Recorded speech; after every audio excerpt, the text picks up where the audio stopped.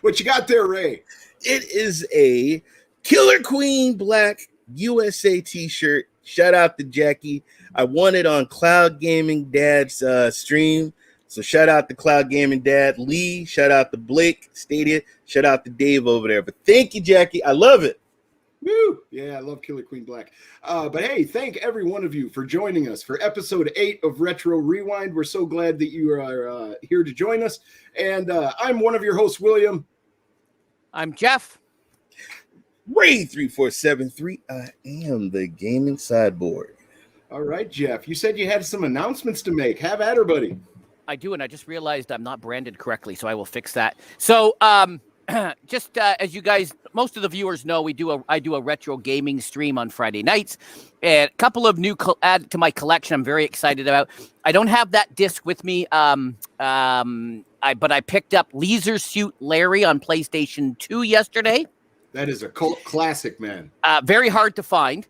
And then this morning at a flea market, and if you look at my TikTok at Jeff M. Janak, you will see I was at a flea market and I picked up the Dukes of Hazzard. Just the good old boys. So between this, Leisure Suit Larry, and Duke, I think I'm going to have to do an after hours at late night retro stream. And then my favorite, one of Duke of is my favorite game of all time. But right there, a very close second is Oddworld, and I finally got both Oddworld, Abe's Odyssey, and Abe's Exodus. Yeah, that's fantastic. Double disc. Double disc. Pick those up today. So, how hard was it to actually find those titles, especially Leisure Suit Larry? And when you finally stream the Duke boys, the Dukes of Hazzard, are you going to wear Daisy Dukes? The Leisure Suit Larry is very hard to find. Actually, they're Abe's Odyssey or Abe's Oddworld is hard to find as well. Even the guys said they have trouble finding it. Doesn't last long in the store, so he only had it a few days, and here I am buying it. Leisure Suit Larry is hard to find. There's a new version coming out, so hopefully I can get that and then maybe stream both versions. The Duke is actually pretty easy to find. I've seen it at a bunch of places, but I got this for $5. At the flea market. A lot of the stores were selling it for 40 bucks. And I'm like, I wasn't going to pay $40 if I'm going to get canceled for this. Good condition too. Yeah, nice. Not bad. Yeah. And Leisure Suit Larry is very hard to find. So well, you do have to be careful of being canceled. You are very popular here in the States. Yeah, I know. So I may get popular. I may get canceled. I love Dukes of Hazzard. I need to hide for a second because I need to do something. And it's also starting to rain. This is what happens when you do a show outside. When you're live outside, it's starting to rain. Well, I want to clear something up right now. Hey, Ray, you own a Road Rash game, don't you, yes, sir? I do. It's underneath this pile. Mr. Urban World is always challenging me of what I don't own. Well, I just realized my retro collection is bigger than yours. Ooh, ouch. That hurts. He does have a huge collection, though.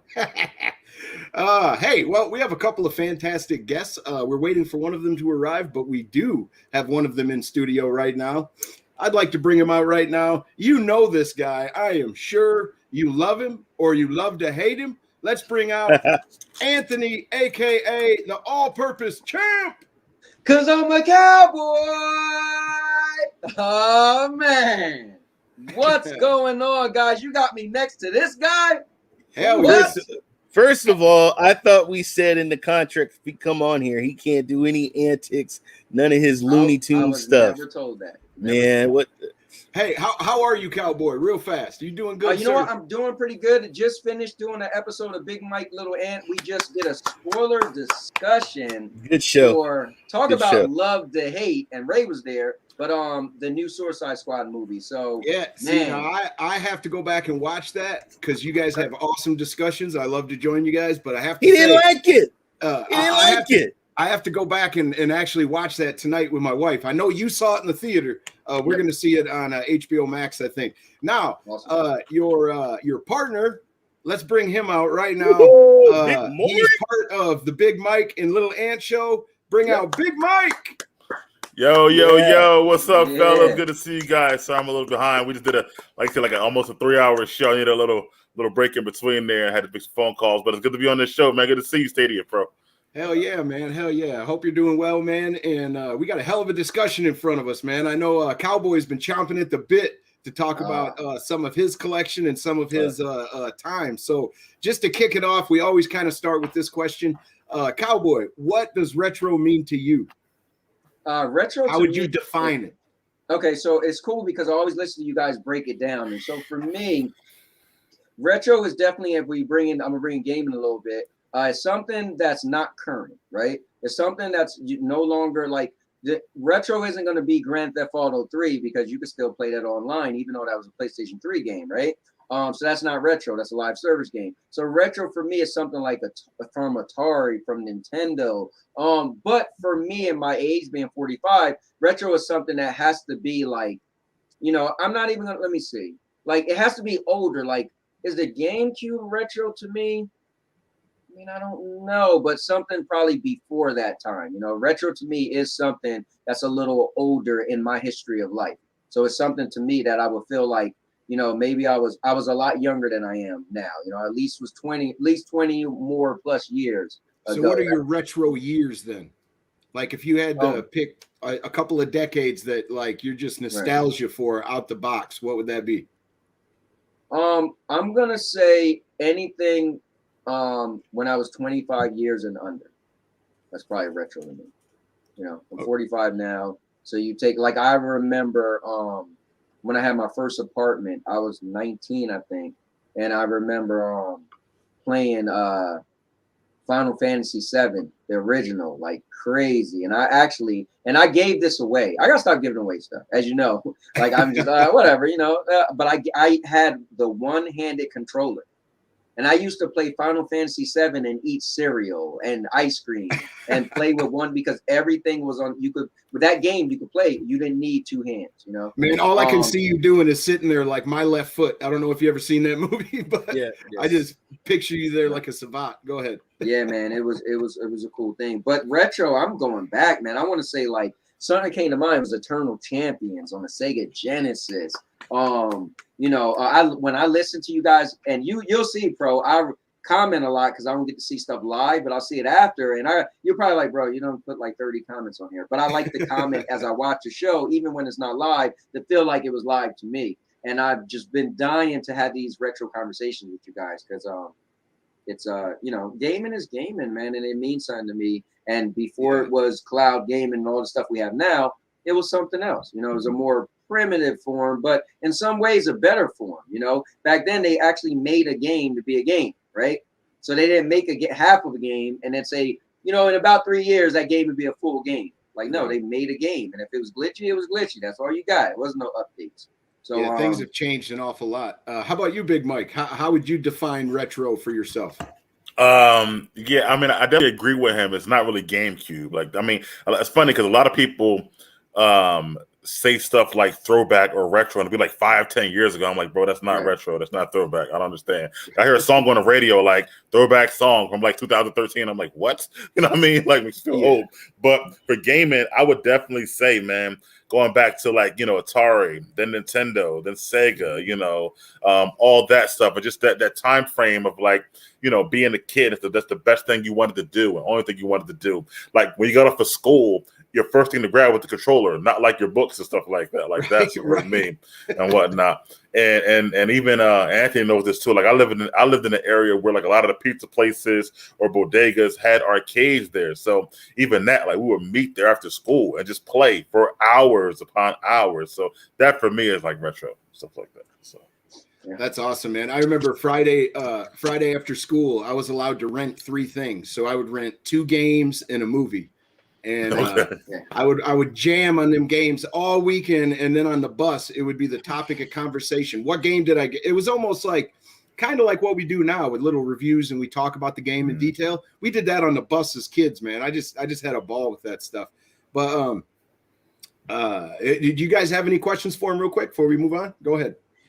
I just wanted to say I feel like Anthony now. I had to move to my car because when you're live on location and it starts to rain, 1 second, fellas. I had to move into my car, and I know Anthony does a lot of streams from his car. So I feel like Anthony. Man. I feel like Anthony at the moment.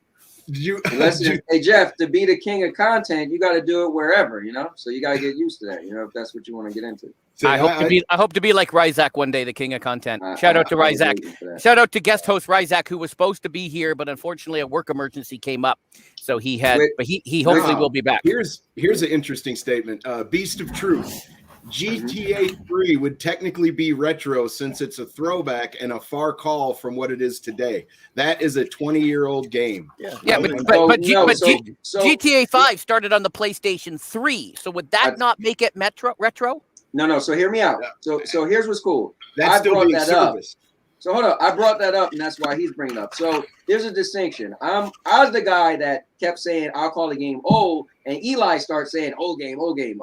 Or kids game. So this is why that's not retro, because it's a live service. Again, like Pro said, that game is still being supported to today, right? Yes. So that can't be considered because it never retro to me. I don't want to use the word died, but retro is something that's no longer accessible. That makes it retro, right? It's it has no more support, right? Like Jeff goes around these shops trying to buy games, and the guy said, "Oh, it's hard to find." That makes it retro. If it was readily available, if you could just walk in a game shop and just buy something on the shelf, if you could just download something, download. Time out. I'm gonna cut you off there just for a second. Mario Brothers 1 is fucking retro, and you can walk into any store and almost find a Mario, as long as they have older titles. Wait. There's a difference. Hold on, real quick. What store are we talking about? What store? You gotta go buy that in the specialty shop. You can't buy a brand new copy of Mario. No, you are not to mention buying an actual Nintendo any store. You can't buy that at any store, like a regular Nintendo. No. So that's still Nope. Still retro. Yeah. So Jeff, what goodies did you see at the I don't know if you call them that in Canada. What do you call it? I'd call it a flea market. The tire store, right, Jeff? The tire store? No, I was not at the tire store. I was not. I was at a flea market today, and there was 4 different vendors selling video games, as well as collectibles, as well as all the other trinkets and trash that they have at flea markets. So yeah, that is where I did, and then they didn't have it there, but the one place had a storefront in town. So that is where I actually had to go because he's got a corner booth. He obviously can't stack and store everything that they have, in the store in there, right? But he had enough to entice me. He said he called, they have it in the store. I went and bought them. Right on. So back to you, Anthony, real quick. What I know that games have had a big impact on your life. They have mine. They have all of our lives. But where did it start for you? And what game was it that grabbed your attention that made your imagination run and gave you that energy to invest into gaming?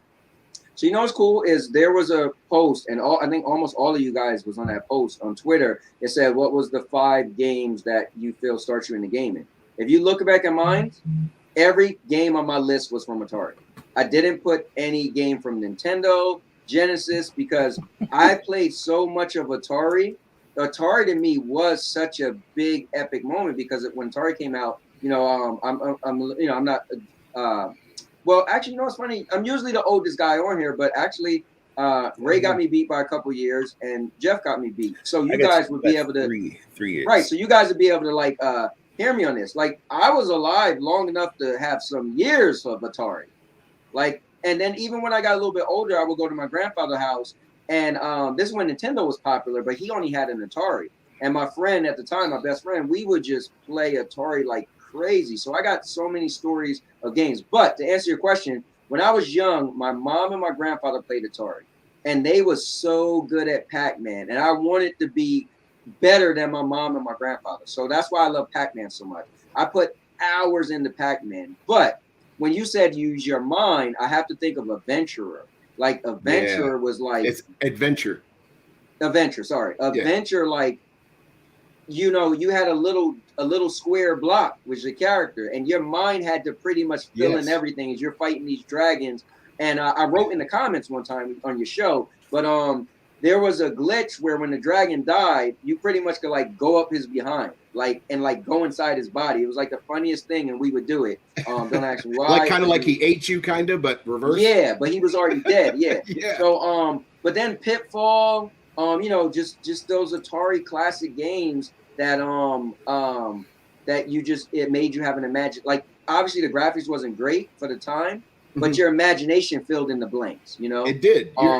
Your imagination really doesn't take hold in games anymore. Do you know what I mean? Right. Like you did have to use your imagination, but you didn't pick up the game, put it in, and go, "Oh, I'm a square."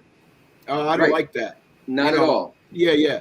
And it was one of those games that had an end. So like it wasn't like Pitfall where you had another screen and then another screen. Right. You could actually progress and then, you know, take it to conclusion, you know. Yep. I thought that was really cool too. How about you, Big Mike? Where did it all start for you? Man, let me think. Mike's like 20 years old, so he was probably playing the PlayStation 4. Mike is going to be 37 this year, by the way. So let's make that clear. So, It's just a baby face, Anthony. yeah, exactly. But I and I still got all my hair. I like my guy to Anthony, but I would say probably, definitely with, you know, regular Nintendo and stuff like that, Mario Duck Hunt combination, you know, that came with that and stuff like that. I think that would have got me. I was a huge into with Nintendo, into Mega Man.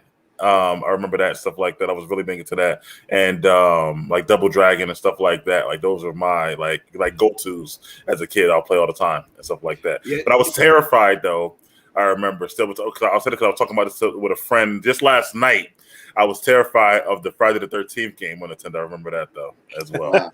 Yeah, we just discussed Friday the 13th on our last episode. I think that game was cool. But since you liked side-scrolling beat 'em ups like Double Dragon, did you love or get frustrated or both with Battletoads? I got frustrated with that one. Whatnot. I definitely like Ninja Turtles side scrolling beat 'em ups. I like that. I like Double Dragon. But like, you know, and a few others, but Battletoads, that wasn't really for me. Oh man, could I just talk about Battletoads? Love Battletoads. I made people frustrated. Remember, Battletoads is one of those first games that had friendly fire on. I used to run, and then you cock your foot back, and it gets this big, and just kick my friends across the screen. They're like, "Yo, I'm not playing with you no more." We'll be fighting the enemies. Now I just turn and start hitting my friends, and your hands get real big. Just a big foot will come across the screen, and they'd go flying. Yeah, I know exactly what you're saying.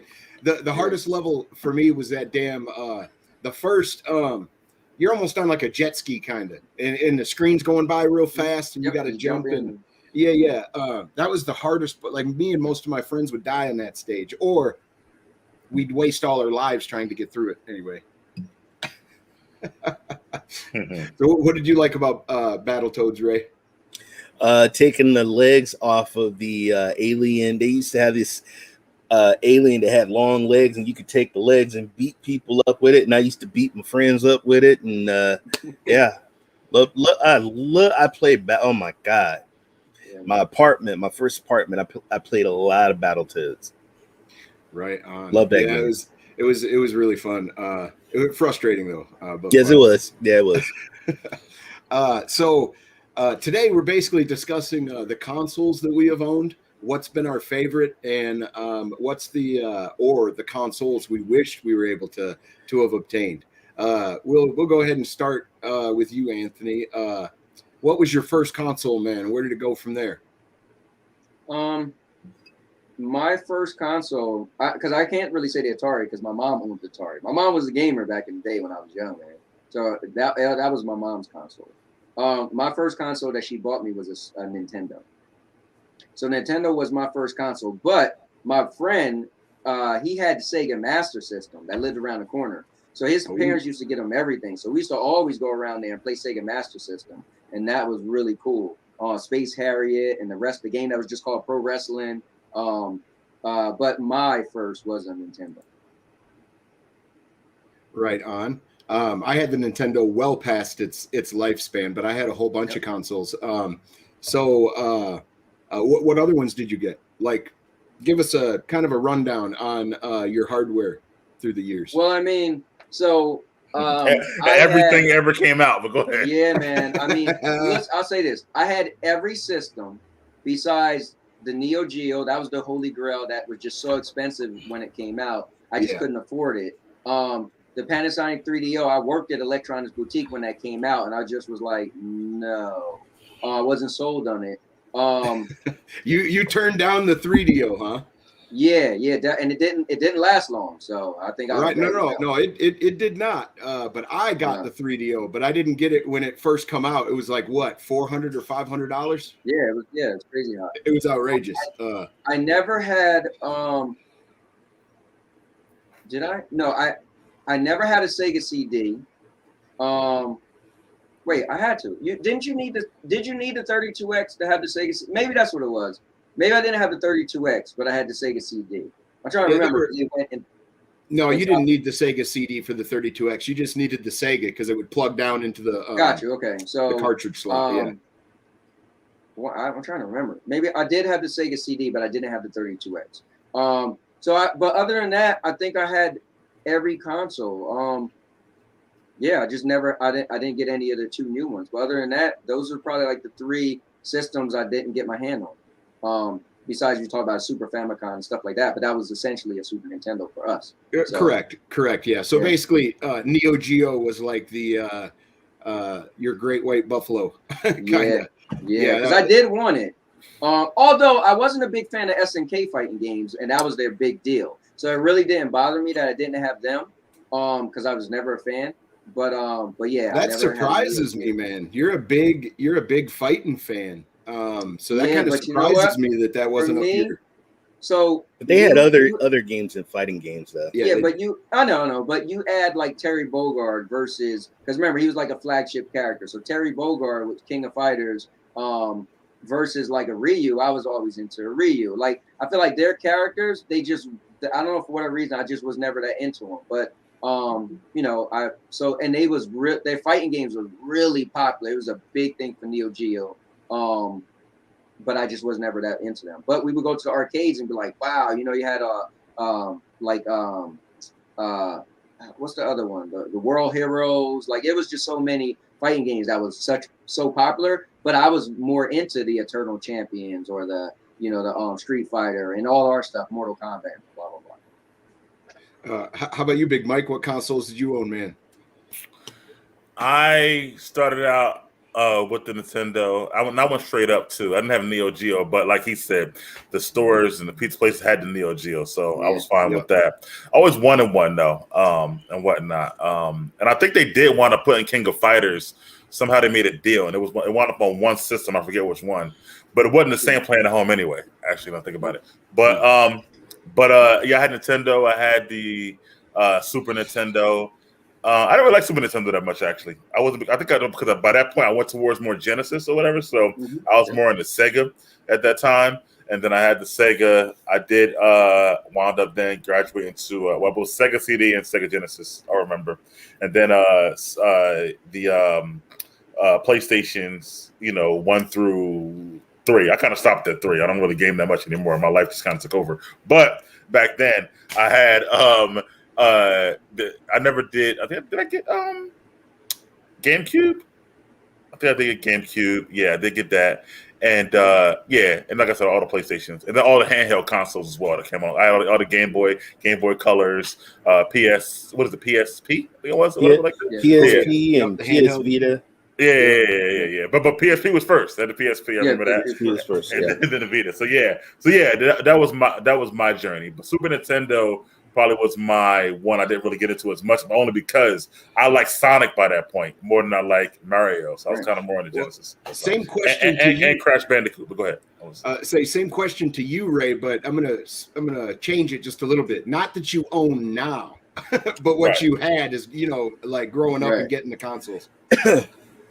Well, first of all, man, I'm my holy grail that I really, really wanted. Of course, you guys know was the Neo Geo, but also slash 3DO, which man, Kevin, my best friend, has a 3DO, man, and I hate him for that. But you know, those were the two that I really, really wanted bad. But I have to say, I mean, I pretty much had all the systems. Besides that, I mean, I didn't have a Virtual Boy, but I didn't want, man, I went to the store, killed my eyes. I couldn't do it. But favorite, you want to know my favorite system? Yeah, what's your favorite of all time? Favorite of all time, dude, it's something about the NES, the Nintendo, that just really, really dragged me into gaming and collecting games. Like every day after school, I would always go to the store and just drool over the Nintendo counter, and I would cut grass and mow lawns just to buy those games. And it kind of helped me out because it made me want to work, you know, because I went from cutting grass to bagging groceries so I could buy Nintendo games. So yeah, Nintendo. But Absolutely. you guys know what I got. And then shout out to, once again, my boy Anthony. He hooked me up with an Atari Jaguar, which was another system. I was like, God, I got to get that system. And so he blessed me, you know, sent it to me for free, folks, mailed it to me. Yeah. So now it's all sitting behind me. I got all my systems behind me. And as far as the handhelds, pretty much I had all the Game Boy Advances and the PSPs, PS Vita, but I didn't have the Nomad. Yeah. Nomad. We're about to get there. I had an Atari. Our family had a ColecoVision at one point. We even had an old computer you had to code on to get Pac-Man to work. We had all kinds, but NES sticks out the most for my most fun playing.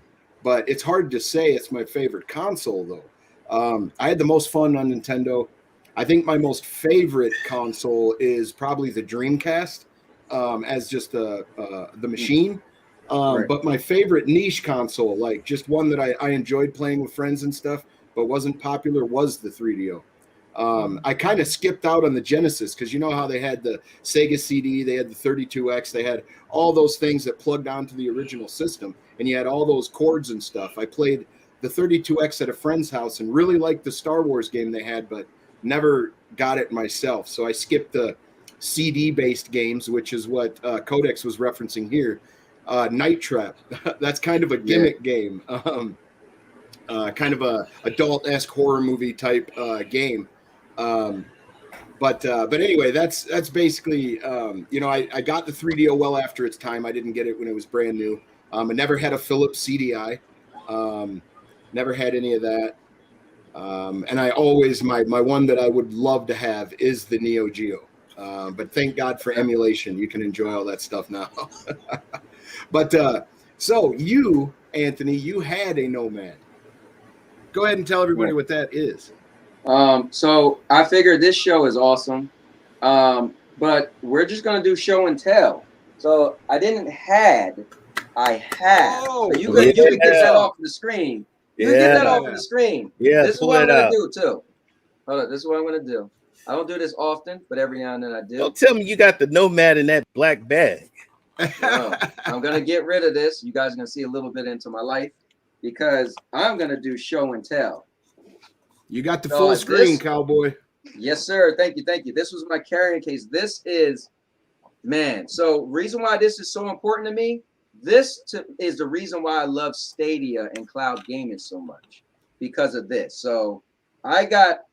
So you did you talk about Road Rash? Here's the original Road Rash right here. There you go. Show them that original. The 6-pack. We're gonna get there, guys. So the first and ever. That's the only 6-pack Anthony's ever gonna have. Oh, stop it, Jeff. But Jeff's just a troll. Road Rash 3, baseball. Nice. College. Oh, you got the Coach K. Hold on. Tecmo Super Bowl. Nice.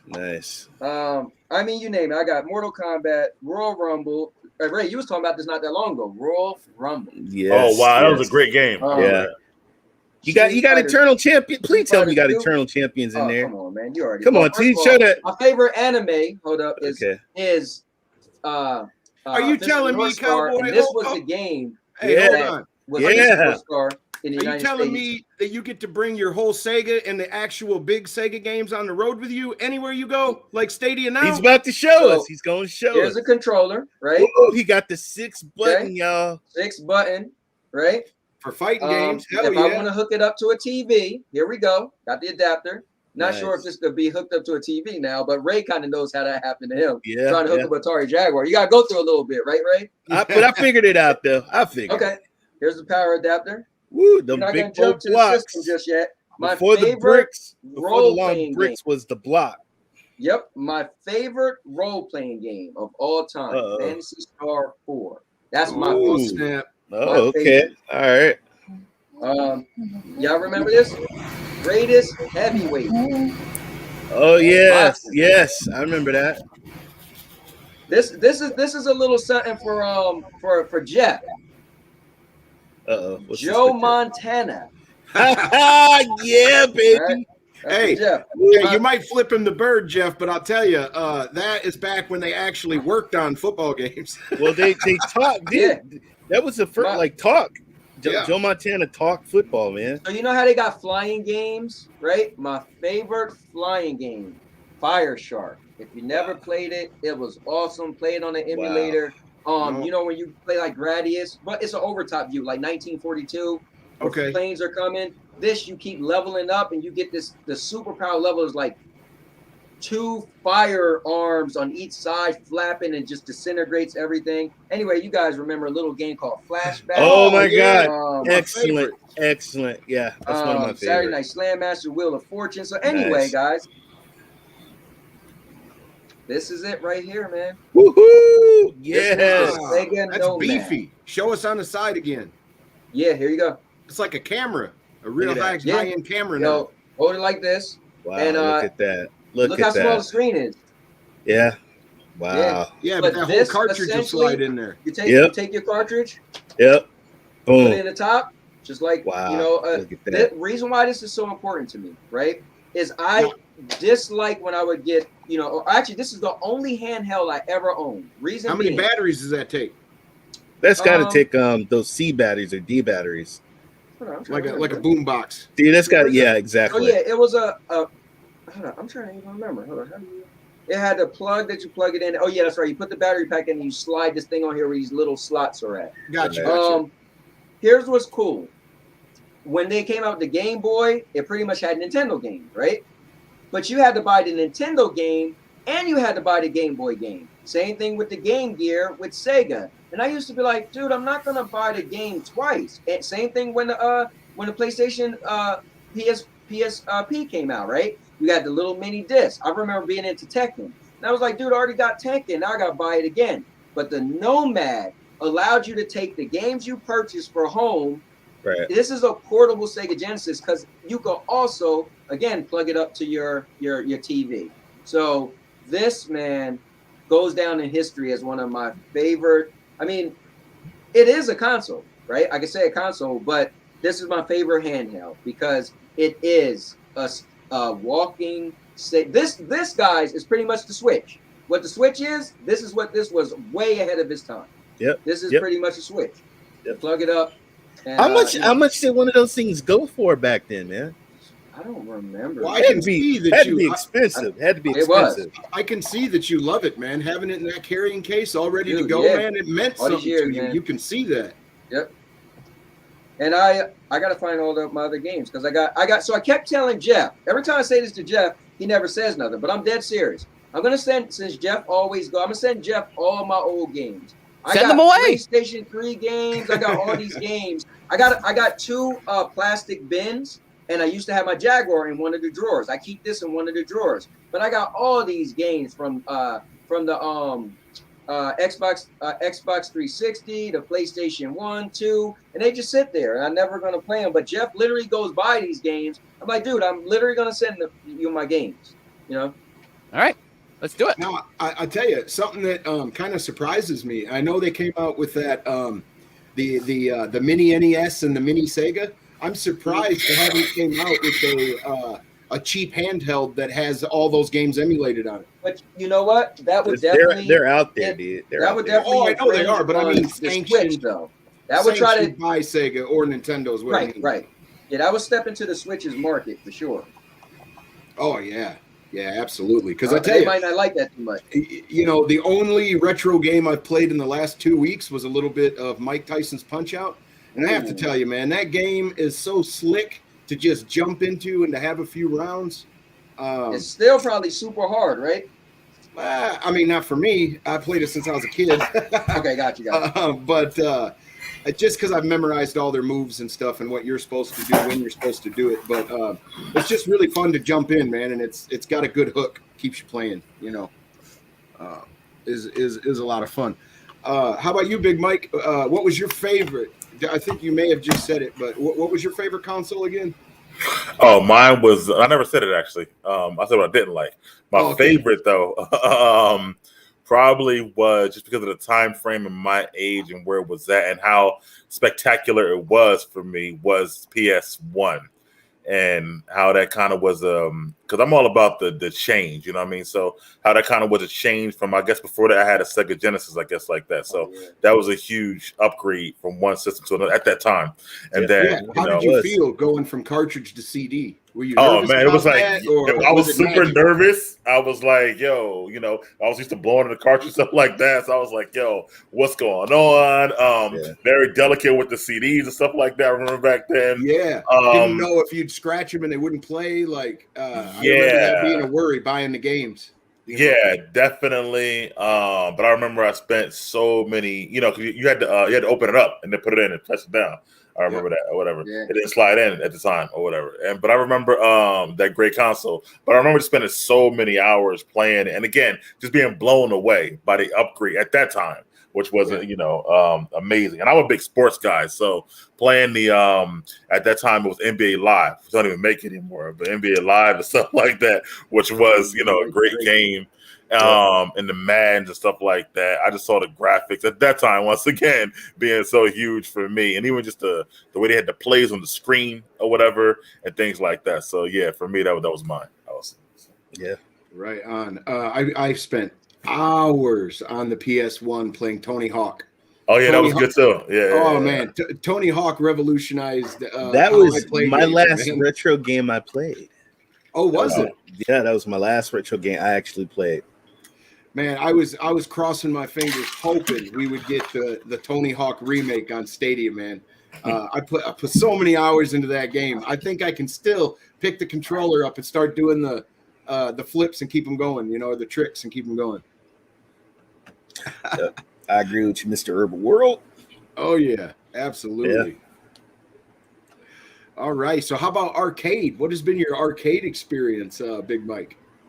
Okay, so arcade. I love arcades actually. And I was a huge arcade person. Like I said, we had a couple at like the different store. One pizza place had like the Tekken 2 stuff, so that was cool. The other one had the Neo Geo consoles along with the what's the car game? Car USA? What's it called? Racing USA or Racing USA, I think it is, maybe. Yeah. And then it had, of course, all the Neo Geo had like 4 games in it, including. But I remember they had King of Fighters 95, 97, and 98 at one point in there. So that was pretty cool. All in the same cabinet? Well, no. First, they switched it out every year. They would switch out stuff like that. So I think that was pretty cool. And I remember just being so. Because I remember Neo Geo you couldn't even find in the stores, like regular stores at the time. I don't remember whatever like that. But yeah, that was that. And then of course I would go to at that time you had places to go, like Sportsland, where I live at, was a place you can go to play the arcade games and stuff. And there was a spot across the bridge called Borden's where they had a lot of arcades too. And then I live in Jersey, so the Jersey Shore has tons of arcades over yeah, there definitely. and stuff like that. So if you go to Atlantic City, Seaside Heights, Wildwood, that's all we did was stand there and play arcades all day. There's literally videos with my family playing. Seriously, that because we used to do our home videos, and we were playing. I think X-Men versus Street Fighter at the time. Oh, And there's a video of my cousin beating me in like round 1 and talk a lot of smack, and then we beat him in round 2 and 3. And Nice. or was it that? I think it might have been maybe it was Marvel vs. Capcom. I'm not sure, but I remember I beat him with Spider-Man using Maximum Spider. I was on the video or whatever, a little combo and stuff like that. That was Marvel Capcom. Marvel vs. Capcom, yeah, the first one, very first one, yeah. So I remember that, and then well, Anthony knows this because we got this guy Dave is on our other show. Well, me and Dave worked together like 4 or 5 years ago. So my job actually had an arcade in our break room. So every day we would go in there. They had about 4 different systems in there, but every day on breaks, on lunches, before work, we had like mini tournaments on those games, and they were all retro games too. So that was fun. So that's you know what game started that though? The X-Men game, Children of the Atom. That was the first template for all of those games. Yeah. Well, I thought it was like I thought. Well, yeah. You talking about for the fighting games? You saying? Well, for the Marvel versus Capcom, the X-Men. Yeah. It's the same characters. Yeah. Was like the building blocks for that. It was the first one, and they all start taking that same engine where you tag out. Yeah. You know? What was great on the arcade, especially when we got the four different joysticks, playing games like Ninja Turtles in Time. We got 4 people on there with you and stuff like that. All 4 characters. I thought that was dope. Back in the day and stuff like that. So. Hey Anthony, you just showed us the Nomad. And that is a cool little unit you got there, man. I need to familiarize myself with that a little bit more. But there's a product that's very close to that in Sega's line that you may never have heard of. Maybe the other hosts haven't either. It is very similar to the Nomad, but it was used when you were on commercial flights. Boom. It's called the Mega Jet. This is basically your handheld that you just showed us, except you'd plug it into the monitor that was there on the plane. You know what I mean? The little screen you'd have there. And that's actually the controller as well. That's pretty cool. Yeah. Yeah, man. Sega was Sega came up with a lot of stuff, man. I don't think we had that. I don't think we had that on Canadian flights. You didn't have that on JetBlue? No. Canada. Well, we don't have JetBlue in Canada, but we only had a couple of it. We only have a couple of airlines, 3 really, 2 main ones and then a charter. But yeah, no, that was never. Yeah, even with really the Neo Geo, a lot of talk about the. I don't remember the Neo Geo being in Canada. Dude, Sega really wanted to take out Nintendo, man, with all kinds of stuff. I mean, good Lord. Bro, I'm a little upset though, man. Why? You didn't ask me what's my favorite system. What is your favorite system, as a matter of fact? Well, in grand fashion, if I'm really into something, it's like, all right, I love the Jaguar, right? But I knew that Ray was a collector, and I even told this to Ray off camera, on camera. Out of everybody I've met since, and it's no disrespect to anybody else, but Ray, for some reason, I feel like he's brought me into the community without personally doing it. I seen his name all the time, and I just said something about this guy, so I started doing my Cowboys are better than cyborgs, and I feel like that's how the community kind of embraced me because they knew me, the guy messing with Ray. And I just felt like Ray is a collector. He loves stuff, and I love the Jaguar, but it was a system that my second probably favorite system, and I felt like it would be better off with him, right? He would utilize it better than me. He might actually play it, whereas it was in great condition and just sat there, right? But there is a system that is my favorite system, and I like to come and do show and tell. So guys, we're going to come back to you, cowboy. This is my favorite system, and I'm going to show some of the pamphlets first. So, guys, it's a 3DO. It's a 3DO. Dragon Spirit. Oh no, the terrible graphic. Splatterhouse. Oh, Splatter Bonks. Adventures.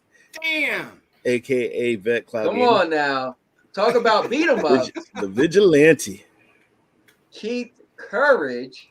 Yep, remember that. My first favorite game. So when you think of games, you say like, okay, this is my favorite game. There was a lot of games I liked, right? And I might not call favorite, but my first favorite game was Bloody Wolf.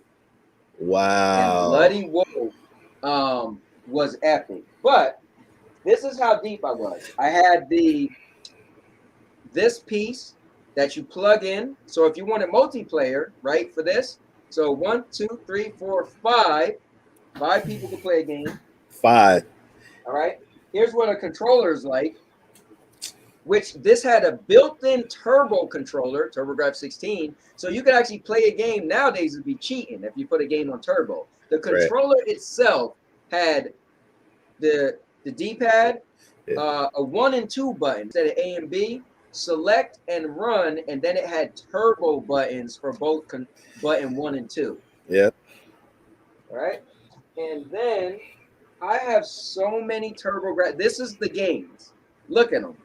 Woo. Little. Yeah. So when you think of the games we played on Nintendo and Sega, they had a plastic thing around, which was the cartridge, but it had, man, it's more crazy. electronic parts. It had, yeah, the electronic parts, right? So this all it was. Now, in these little sleeves, I have 2 games in each of these little sleeves. Like I have so many TurboGrafx games, it's crazy. Now but, you know those people came to Nintendo with that first, don't you? They brought those that cartridge idea to Nintendo and said, "Hey boys, this will save money and we can go in this together." And Nintendo said, "Nah, there it is, right there. There it is. So only had 1 controller port, so only 1 controller. Again, you had to buy the adapter, and it was a 5 controller system. You slide the slots right in here. TurboGrafx 16. And I'm assuming this was for the TurboGrafx CD, because I never had one of those. Right. Right on the side, you had the little plugins. But yeah, man, this was my favorite system. Did those games play as well as they did in the arcade, or very similar?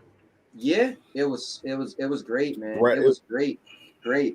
And I would do like Jeff. I would go to flea markets later on just to have the games, just to have. This is why this is the one system. I had Jack Nicklaus, golf, like you name it. But I mean, I got so many games in here.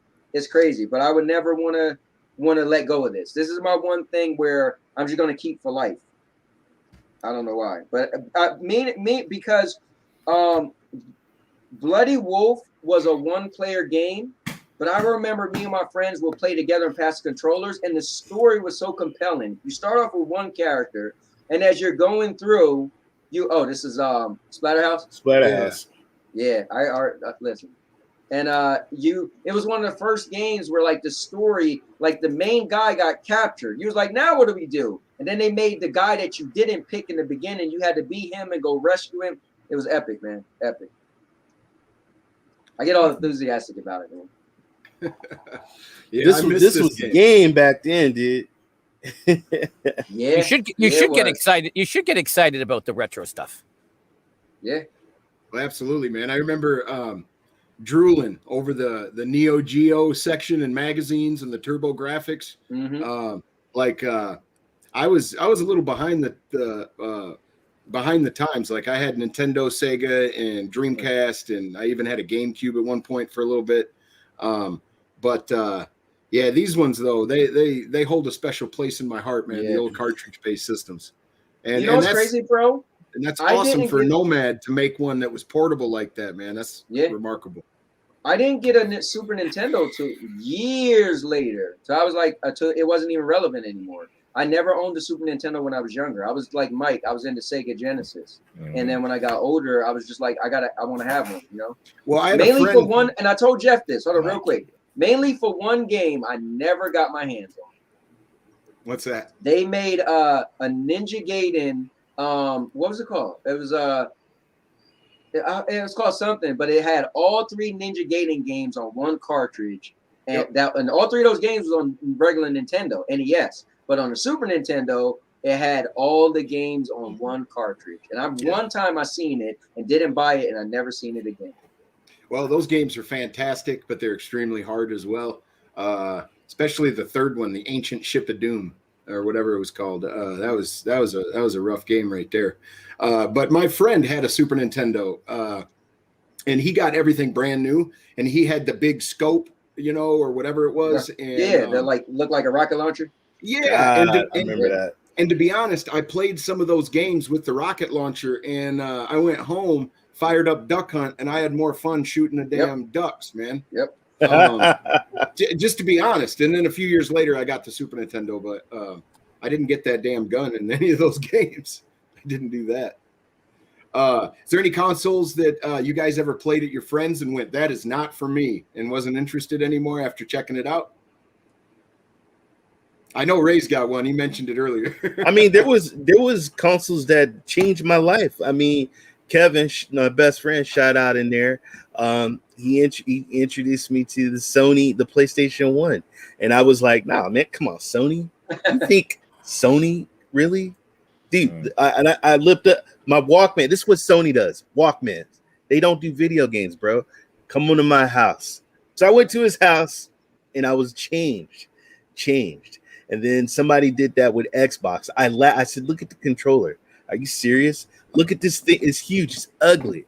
And then I went over his house and I looked at Halo. And then he showed me Morrowind. And I was sold on that. But the one thing I said, hell no, I ain't getting. And that was that Virtual Boy, man. Virtual Boy. I love reading about it in the magazines. But damn it, when I saw that thing and I put my eyes, I was like, oh my God, no. Yeah. No, that Virtual I think I got the Virtual Boy because I used to work at Sears Frontronics department. So I worked in the video games department. And when that Did came you buy out, it when it was like $20? No, I bought it when it was new. I bought it when it was new just because it was a big deal. But and the Nintendo rep used to always come. She was really cool. And I think she kind of sold me in on it, but it was pretty bad.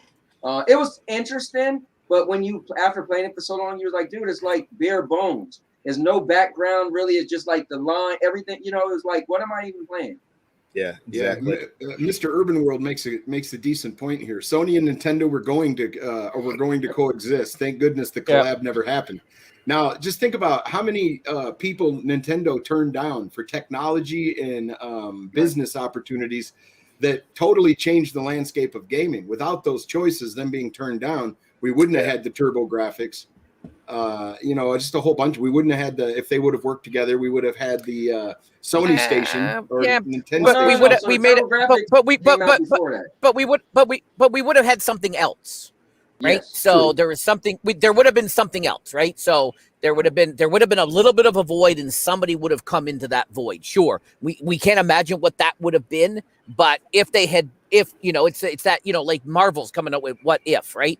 And there's lots of what if in, especially in sports, Mike, you and I know there's lots of, what if shows and other people go, what if Mark McGuire was on a different team, for example, right? What, or if he got drafted by a different team or if he wouldn't have been injured or whatever. Or whatever. Yeah. Or in basketball, what if, because Michael Jordan was taken third. What if he had went second in the 84 draft, right? So again, we can say, but we don't know what the landscape would have been, and we would have now been sitting here talking about some other thing. Right. TurboGrafx 16 could have been really, really huge, but they got cock blocked by Nintendo. Yes. Nintendo dominated the stores, dominated the magazines and everything, and blocked TurboGrafx 16 to do a lot of stuff in the stores. TurboGrafx 16 couldn't get into some of the malls and stuff because it deals with Nintendo. And that was an awesome system, man. Awesome system. Yeah, it's like tribalism with retail space. He's like, hey, look. He's like, how much, sir? What's weird is when I hear sometimes people say there was no gaming tribalism back then. I'm like, what? Me and my friends used to always debate Nintendo's better than Sega. Nintendo don't. I was like, tribalism was back with ColecoVision and Atari. It's just always been a thing, man. Sega does what Nintendo don't. Yeah, I love that. I love that slogan. Yeah. See, now Nintendo bullies YouTubers. Yeah, I tell you, Nintendo does not like their properties being streamed, their music, none of that stuff. Matter of fact, I recorded 20 minutes of me playing Bionic Commando, and I uploaded it, but I set it to private. I got a strike or a whatever for a little piece of the music, and it wasn't even open to the public. Yeah, shout out to Dave Codex because he filed a complaint against my stream because there was no music and there's no sound. But again, that's happened to me where I've played something on stream, one of my retro games, and whatever. I forget what it was. One of the racing games and some band I'd never even heard of. It didn't count against me or anything, but they're like, you can't monetize this and whatever. So that's another reason why I don't always. There's not a lot of sound on some of my retro streams because of the music and whatnot, right?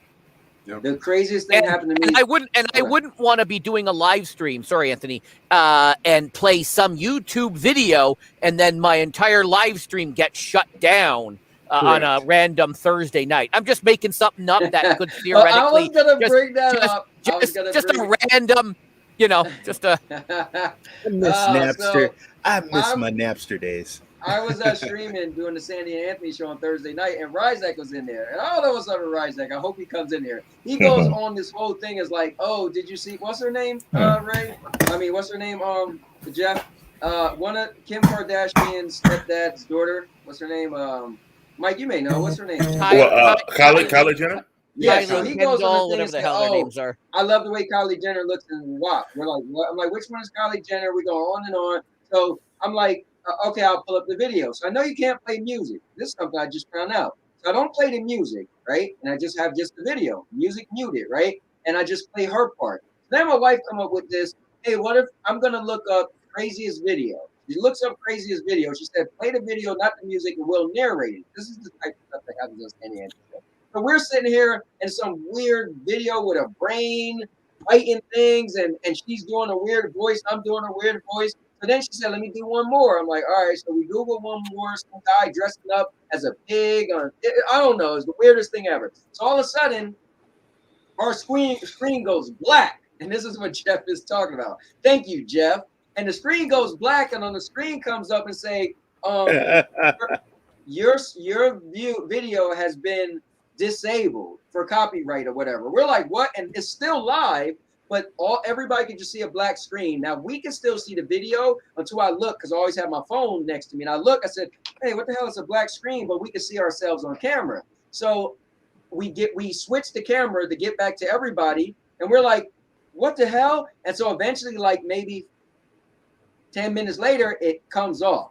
And we was like, oh, snap. So I guess you can't stream the video. Oh, there you go. Jeff pulled it up. Jeff's he did.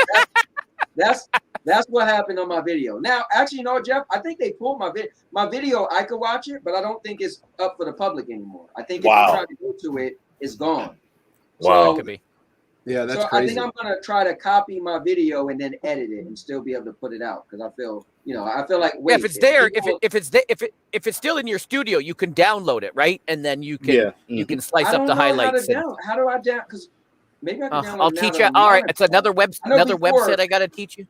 I usually try to download stuff in it. For whatever reason, it will say you can't, but maybe because I'm monetized now, it'll let me. I don't know. But anyways, I'm not monetized. I download all my videos and slice them up into highlight videos. Another website I'll teach you how to use. Thank you, Jeff. I appreciate it, man. Well, yeah, no problem. I'll tell you, besides the Nintendo 64 and GoldenEye, my favorite time playing a single game, and this is a niche system. Right. Nobody owns this system. Kevin does. Shout out to Kevin. But 3DO, this game, and it looks very bad today. But don't look at it with today's eyes. This is called Crash and Burn. Ooh, look at the graphics, man. Those were the graphics back then, bro. Right? Yeah. And the cool thing is, not this game. Holy crap. They didn't play that game very long. Anyway, Crash and Burn was a very simple racing game that you played with friends and stuff. But the interesting thing is they did the FMV craze, where there's always full motion video playing. And they had actors dressed up as these crazy, like almost I'm blanking on it. Road Warrior-esque like characters, with wild outfits and stuff with crazy dialogue. It was a hell of a lot of fun playing with my buddies. Hey, Rock, how are you doing, sir? Glad you could join us. Rock. Yes, hello, Rock. So, Anthony, do you have any Funny, other? we were just talking about GoldenEye yesterday. Anthony and I were Yes. talking about we watched the I'm sorry, Friday. We watched the James Good one. Bond preview for the new Bond movie coming out. We were talking about GoldenEye actually. Where Yeah. were you guys when GoldenEye came out? Were you playing with friends? What's up? Oh man, listen. That was my jam, man. So what I like to think of sometime in gaming, maybe it's a good question, is what game you think you spend playing the most amount of time? And GoldenEye is definitely on my list, man. GoldenEye, dude, we will get together and it's 4 players and studying each map. Back then, cheating would be looking on my screen, the 4 players. Like, yo, I know you were screen watching, but oh man, we would put on slappers only and just GoldenEye. I would hide in the bathroom stall all the time. I'll put bombs in the bathroom stall so when you died and came back, you get blown up. Good times, man. Yeah, I like those the grenade launchers. How you could arc them off of the walls and stuff and bounce them. I thought that was fantastic. How about you, Big Mike? Did you get into some? My cousin he had that, and I would spend a lot of hours over there because my mom was at work working second shift, so I spent a lot of time over there. So we played that all the time. That was one of my favorites when 64 came out. And plus I was into the movies too, so I think it kind of mirrored it for me a little bit. I mean, it wasn't the same as the movie, but I did love playing it because I was into the I like that Pierce Brosnan Bond actually. So.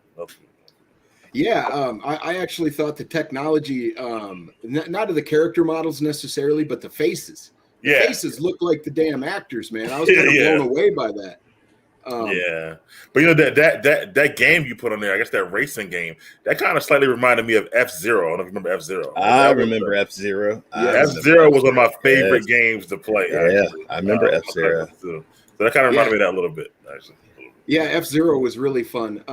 That Crash and Burn, you actually had weapons on your vehicles and stuff. So it was kind of a mixture between Mario Kart and F-Zero. Gotcha. It was quite a bit of fun. Yeah. So what was your all-time favorite arcade game? You mentioned a whole bunch of them that you would play, but what was your favorite that you'd sink a bunch of money into? To me, you talking about? Yeah. Oh man, that's hard as hell. But at the arcade, wow, man. I fed a lot of quarters, man. I think the average American has probably spent the most money on Pac-Man, but I'm not gonna say Pac-Man. But I think they really have, or pinball machines. But I would probably say, I would say Marvel versus pinball Capcom. machines. That's. Yeah, pinball machines, right? Yeah. Because it's not just because there's all sorts of different ones, right? Yes. So it may not have been one particular game for me, but it would have been pinball. Again, depending on what it was. Yeah, I still do. I was at a thing last night, and there was a pinball. I was doing a little pinball last night, even. Nice. I could see G Million spending a $20 bill at the Dance booth. Yeah. Mm-hmm. I will battle him. I seen Ray just like to throw stuff on the screen. So I went to grab my GoldenEye. I'm like, damn, where the hell's my GoldenEye? But when I went to try to find it, I found what you got. I'm gonna make full screen, man. Hold on. Okay. So you can share and tell. Share and tell. Sir. I went to grab it, and here's Rampage. Oh, nice. That's a good one. Nice. Donkey Kong 64. Oh, that was a good one too. That's a classic right there. Yeah, that was a system seller. Come on. Oh yeah, Mario Kart. Mario Kart 64. But Ray, best wrestling game. Come on, ever. Bro.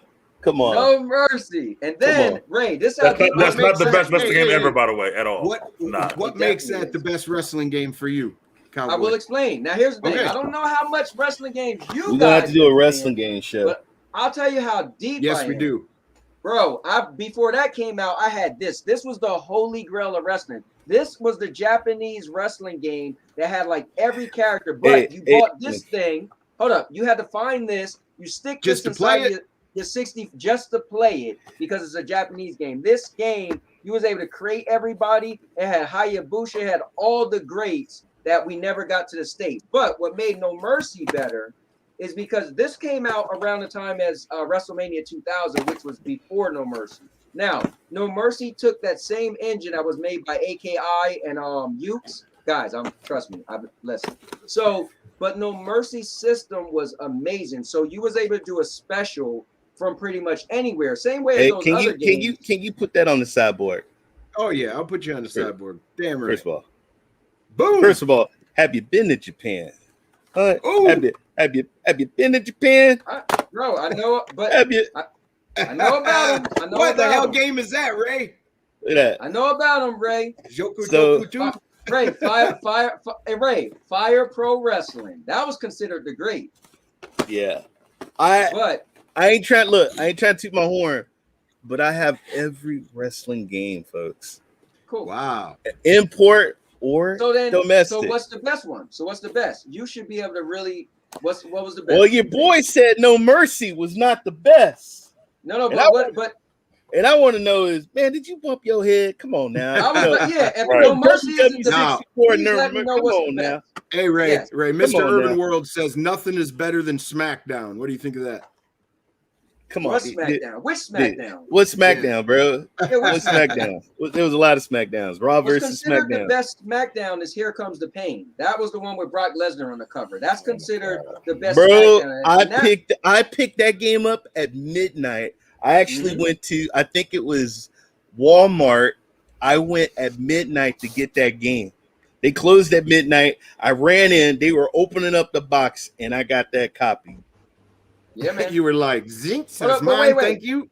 Hold on. I need to know what's better than No Mercy. I need to hear this. But Big Mike said that there's a game better than No Mercy. What is better than No Mercy? Bro, just with the amount of characters and whatnot. He's gonna say Fire Pro. He's gonna say Fire Pro. I'm not. I'm not. He don't know nothing. Mike's an American guy. He don't know nothing about no Fire Pro. I get it. Just for the amount of characters and the time when it came out and how epic it was, during that time period.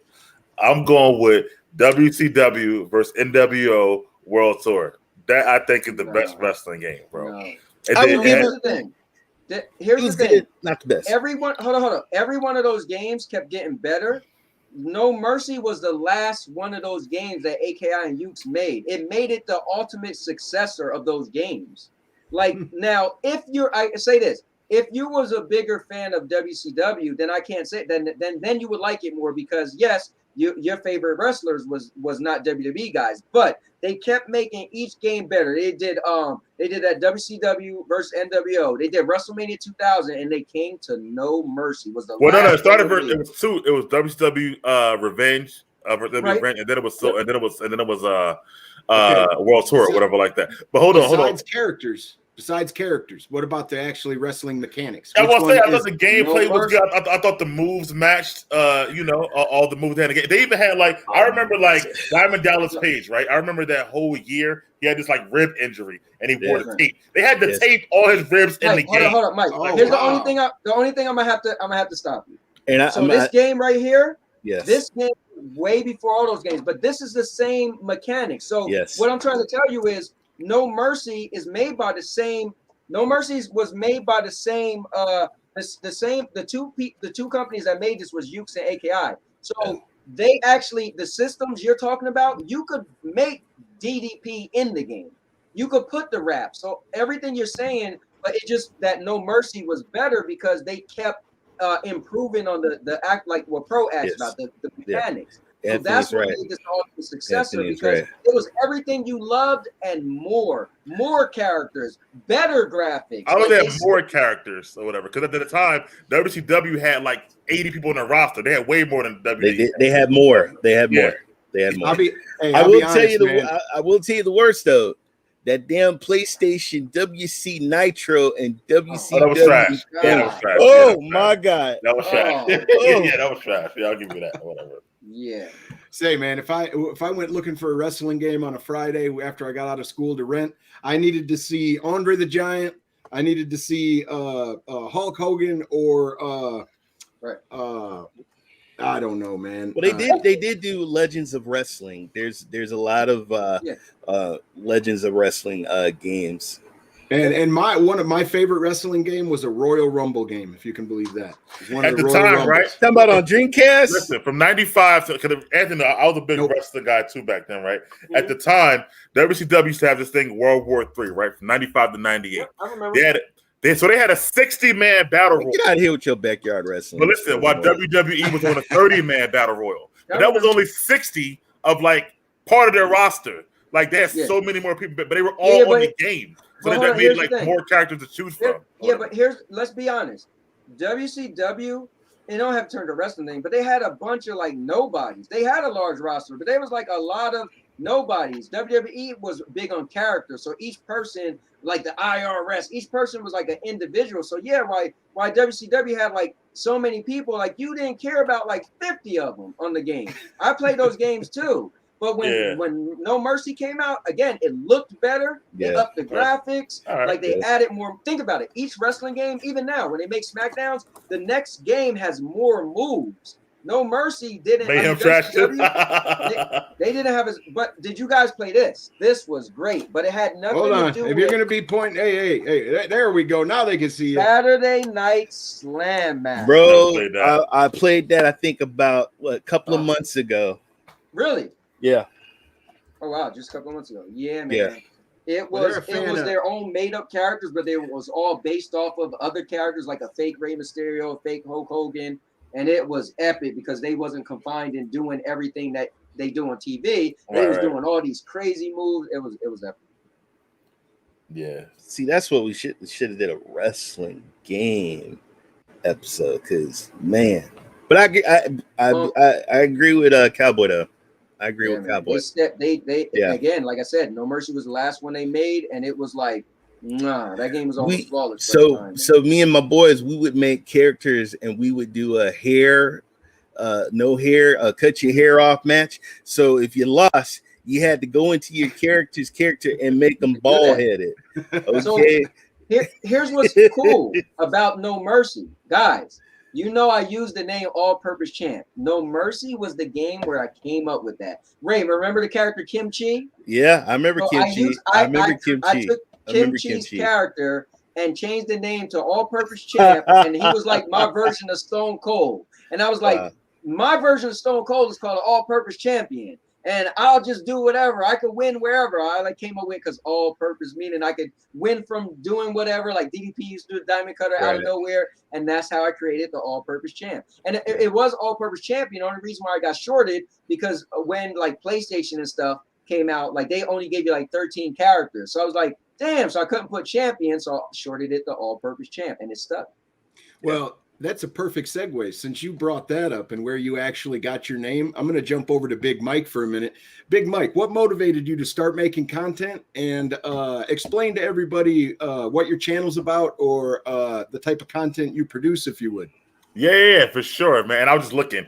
I just looked it up on Google. No Mercy was the #1 ranked wrestling game all time, so he's pretty cool about that. WCW was number 6, so it's up there though at all the rest of the games. Yeah. He's on the money. It's a good game. Yeah. No. So So I've always been into making like radio and podcast stuff like that. So one day I was with a friend, our friend Josh Waring, and we were talking at the who's a boss, by the way, who'll be on the show here shortly. Shout out to Josh. Yeah, shout out to Josh, my guy. We were at the barbershop talking and whatnot, and we were talking together about doing something together. And then he had a location all set up with microphones and everything like that, because he's a tech guy or whatever who's in a lot of stuff. So anyway, we recorded a show, and from there we decided to make it into a whole show or whatever like that. And we started doing this podcast with our other friend Banks and whatnot. It was our thing together or whatever. And then Anthony, who I work with, or whatever, I told him, man, you should listen to my show. He didn't want to listen at first, but he did listen to it and he liked it. Before you know that. No, loved it. He loved it. He loved it. Yeah. Before you know that, I invited him to come on to the show, did a couple podcasts with Josh together, which were pretty cool. And then, me and Anthony became close. We decided to do our own thing. So we spun into the Big Mike and Little Ant show, Big Mike and Little Ant channel. And to your other question, because we're into movies, we're into TV shows, and a lot of different things, at the same time, even wrestling, what we talked about on our show as well, that we decided to, make our channel where we do a regular podcast with different topics, but we also do have regular, topical, like today was just a spoiler review for Suicide Squad. So we do a lot of that. I also do a lot of sports on the channel. So I have a football show called Beyond the Trenches, a basketball show called Half Court Trap, because I'm into sports heavily as well. So I do that weekly as well. And then I still do other stuff with Josh here and there as well. So what got me into it was I love to talk. I love to bring entertainment to people. I love to host things when I can.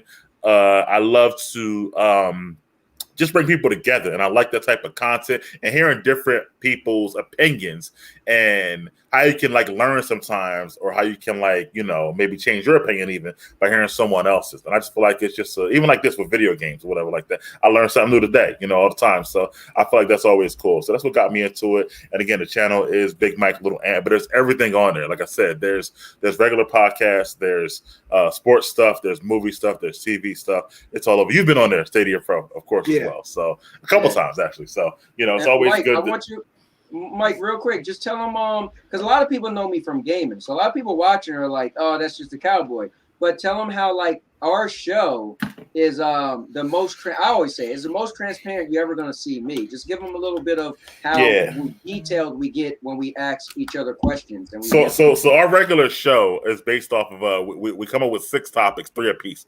The one cool thing about it is that we don't tell each other the topics coming up before the show. So every time we give each other a topic, it's a surprise.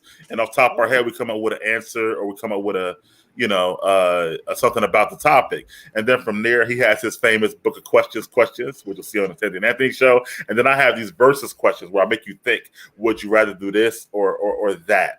But again, like you said, it's very transparent. So we may ask about your childhood, about your relationships, about your breakups, about your children, about serious stuff going on in the country, politics, religion, racism, whatever you want to talk about. And it's very, very transparent and real. And it's probably the best show or favorite show we both do any week and stuff like that. So, well, you guys have great discussions, and you all are very articulate and get your thoughts across very well.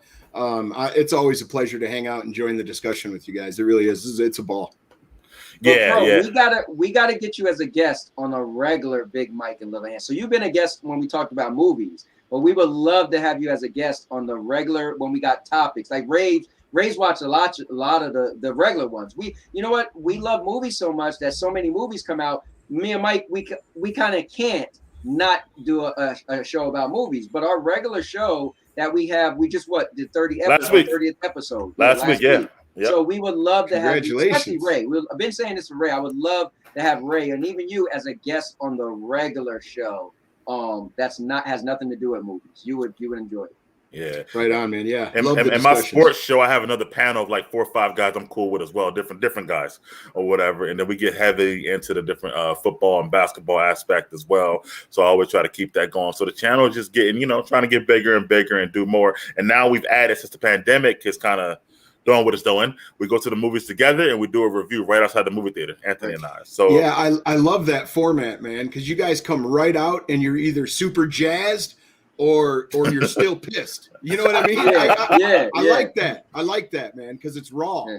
It's real. Now, I like it. Here's one thing that's cool is Jeff, once upon a time, asked me about you, Mike. So you guys are on the same show. He was asking questions about your football and basketball and league and all that. And Jeff's doing a bunch of stuff too. So, yeah, I would love to have Jeff as a guest on my football show. I'm going to have more guests this year as well. Football obviously not going on right now. But Jeff, definitely would love to have you on there when football season starts back up. Jeff, would you like to discuss your fantasy stuff there, Jeff? We don't want to hear about his fantasies. Well, it's a good thing you're muted because I think my fantasies all involve Ray. Hilarious. Sarah in a football, I'm sure, with a Madden shirt on. See why you go there. So Mike I don't think Mike knows this yet, but Kevin Choose and I are going to we're doing a fantasy football league. Not sure if the info got to you or if it got to you or not. If it doesn't, I apologize. I'll send it over. I actually have my own league, but I'll be happy to do your league too. I'm the commissioner of my league. Yeah, my league's full though, or whatever. But I'm the commissioner of my league. That's okay. Yeah, I'm happy to. I'll flip you the information. I'll flip you the information and. Yeah, I've done fantasy football for the last 17 years straight. I haven't missed a year, so and I've won 5 championships. So I love fantasy football. Oh, I love to. And Kevin and I are going to do a little podcast too, talking fantasy football too. Just giving people our takes on who should be the best players and whatnot. Hey, invite me on. I'll be happy to go on. And I would. Do you have spots in your league or no? Yeah. Okay. Awesome. I'm gonna double check. I'll send you the info. Yeah, send me the info. Yeah. Okay.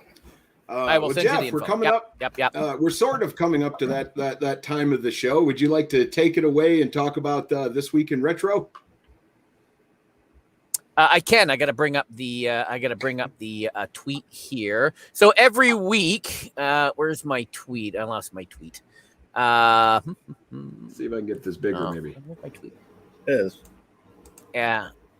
So every week I post something called This Week in Gaming, This Week in Retro, This Week in Retro Gaming, and I basically just dig through the archives. And we always ask, what is retro to you? And again, I try to limit this anything before 2000. I sometimes break that rule. As you can see, I got a 2004 here, but I also spread the stuff over so you can see here there was a DOS game released in 1988. Never heard of Ball Race. Never heard of there was. The Grid is still going strong, and there was an arcade version released in 2000. A lot of Famicom mini games came out on August 10th in 2004. All sorts of various things. I just couldn't list them all. And then, of course, I couldn't leave out. Everyone seems to love the Neo Geo, so I threw a Neo Geo game on there again when that came out. We didn't have those in Canada, so. Just one thing though. The grid you're talking about is not racing. It's not the racing grid. Oh, that's a different grid from the arcade. I didn't grid by Midway, and it looks like an arcade, kind of like a shooter. Oh, I didn't dig deep on that one. I was traveling the last couple of days, so I did not dig deep on that one. And of course, this time of year, Mike will know that this time of year is when all of the Madden games are out. So this week, next week, all through August, typically is when all the Madden games have come out. I did not know there was a Duke Nukem for the Game Boy Advance. I did not know that. Oh, wow. I did not know that. So that one I threw up there. I'm gonna have to look that one up. Yeah, Nukem. Yeah, there was. Yeah, Duke Nukem. I got really into it once it was on the PlayStation. So, what are you gonna right click and Google it? You're damn right, Jeff. You're damn right. Right click and Google it. I threw a Commodore 64 baseball game in there because I know Mike's a big sports guy. So there was I don't remember a baseball game on my 64, but obviously there was one. That was a long time ago. And then, of course, I put in Pac Manhattan Windows version for Little Ant. So this tweet was more geared for because I know he's a big Pac-Man guy. Yeah, man. So I don't know if you ever played. I don't know if you ever played Pac Manhattan. It looks really weird if you Google that one up. I don't know if you got any of that. The Pac-Man. Yeah, it looked a little weird when I looked at it because I had to look at it and go, "Is that really a Pac-Man game?" I had to sort of sit and look at a few screenshots. Is that really a Pac-Man game? Yeah. So yeah, lots of every if you go back in the history of a day, there's lots of stuff in Japan. I kind of filter out all the Japan stuff.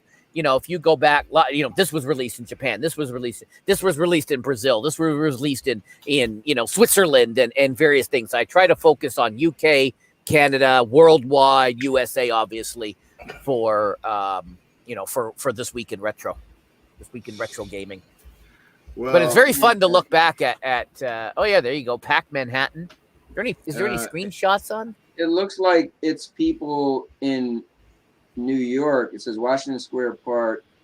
I don't know. I don't know if it's a game. It looked like it's people. You were running busy around this week, Jeff. I don't think this one. Pac-Man characters is what it looks like, and they're running around. That's what happens when you're working out of your car. Duke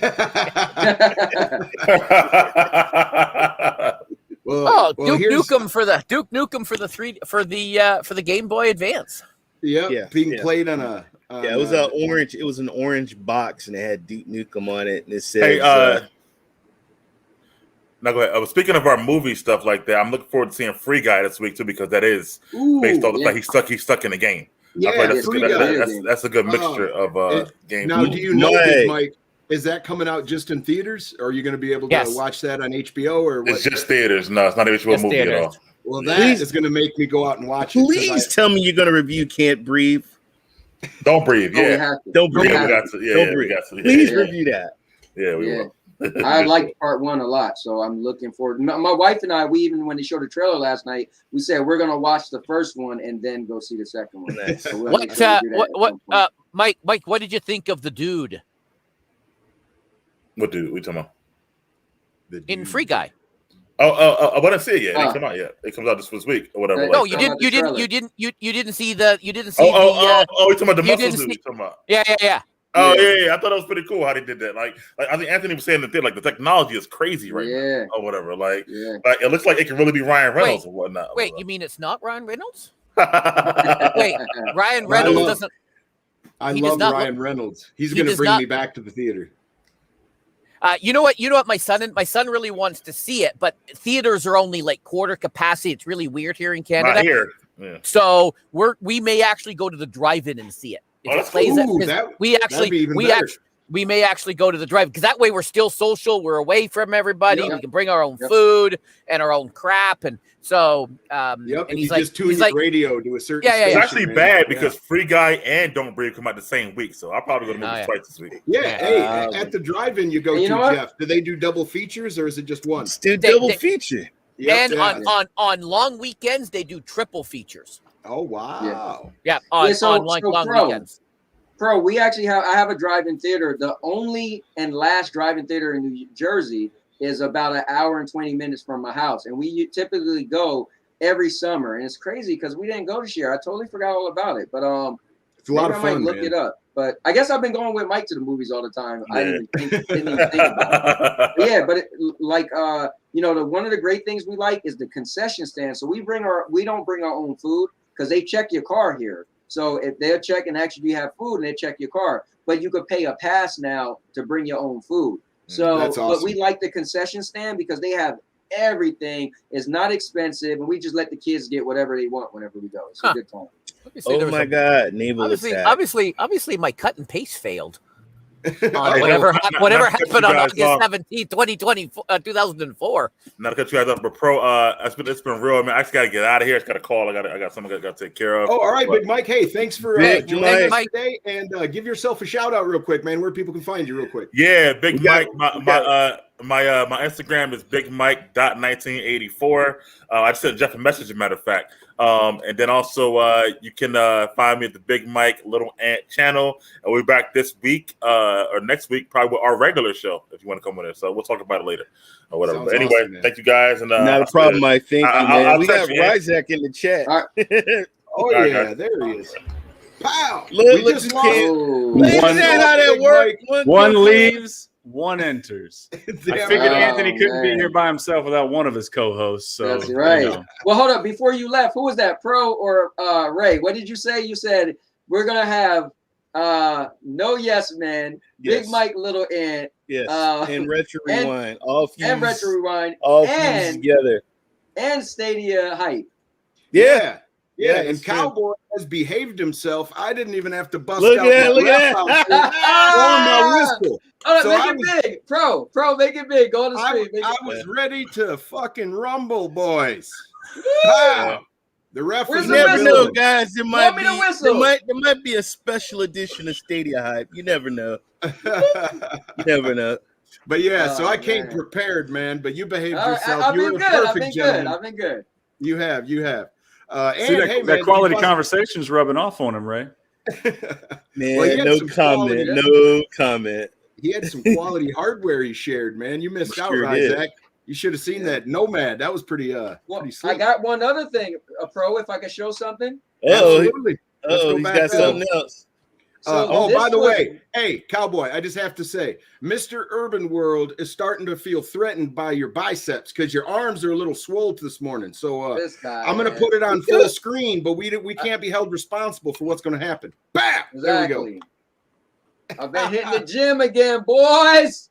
I'm coming. I'm an old man. Check this out, guys. Don't say you're Remember, coming. Ray, Yep. you might have remembered this. I remember that. You was able to buy I sure this. did. Yep.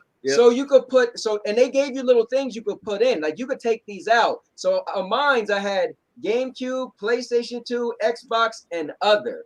Yeah. In the back, you could plug everything up in AV, here so you could AV. press one button and Yep. switch to your console of choice. This little thing was cool, man. This was cool. Bro, let me tell you something. I got a story about that. Okay. Be careful who you invite to your house because you might have a nice little setup like that and somebody in the morning take it. Oh no, stop playing. No. Hey Somebody- Ray, listen, bro. Somebody copped it.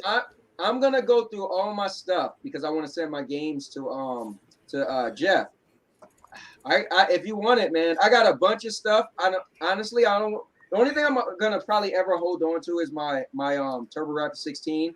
I mean, dude, I'll give you my 64 games too. Bro, right now, man, I'm gonna get divorced by my wife. She's like, I got like you. all my collections, dude. Like I could just reach and just grab something, like something like that. Ah, I got you. Oh, look, I mean, Woo! I got stuff piled up. Got People you. like, how do you just grab something? Because it's all around me, dude. I'm in All a around you. cubicle of stuff, and it's Hey. falling.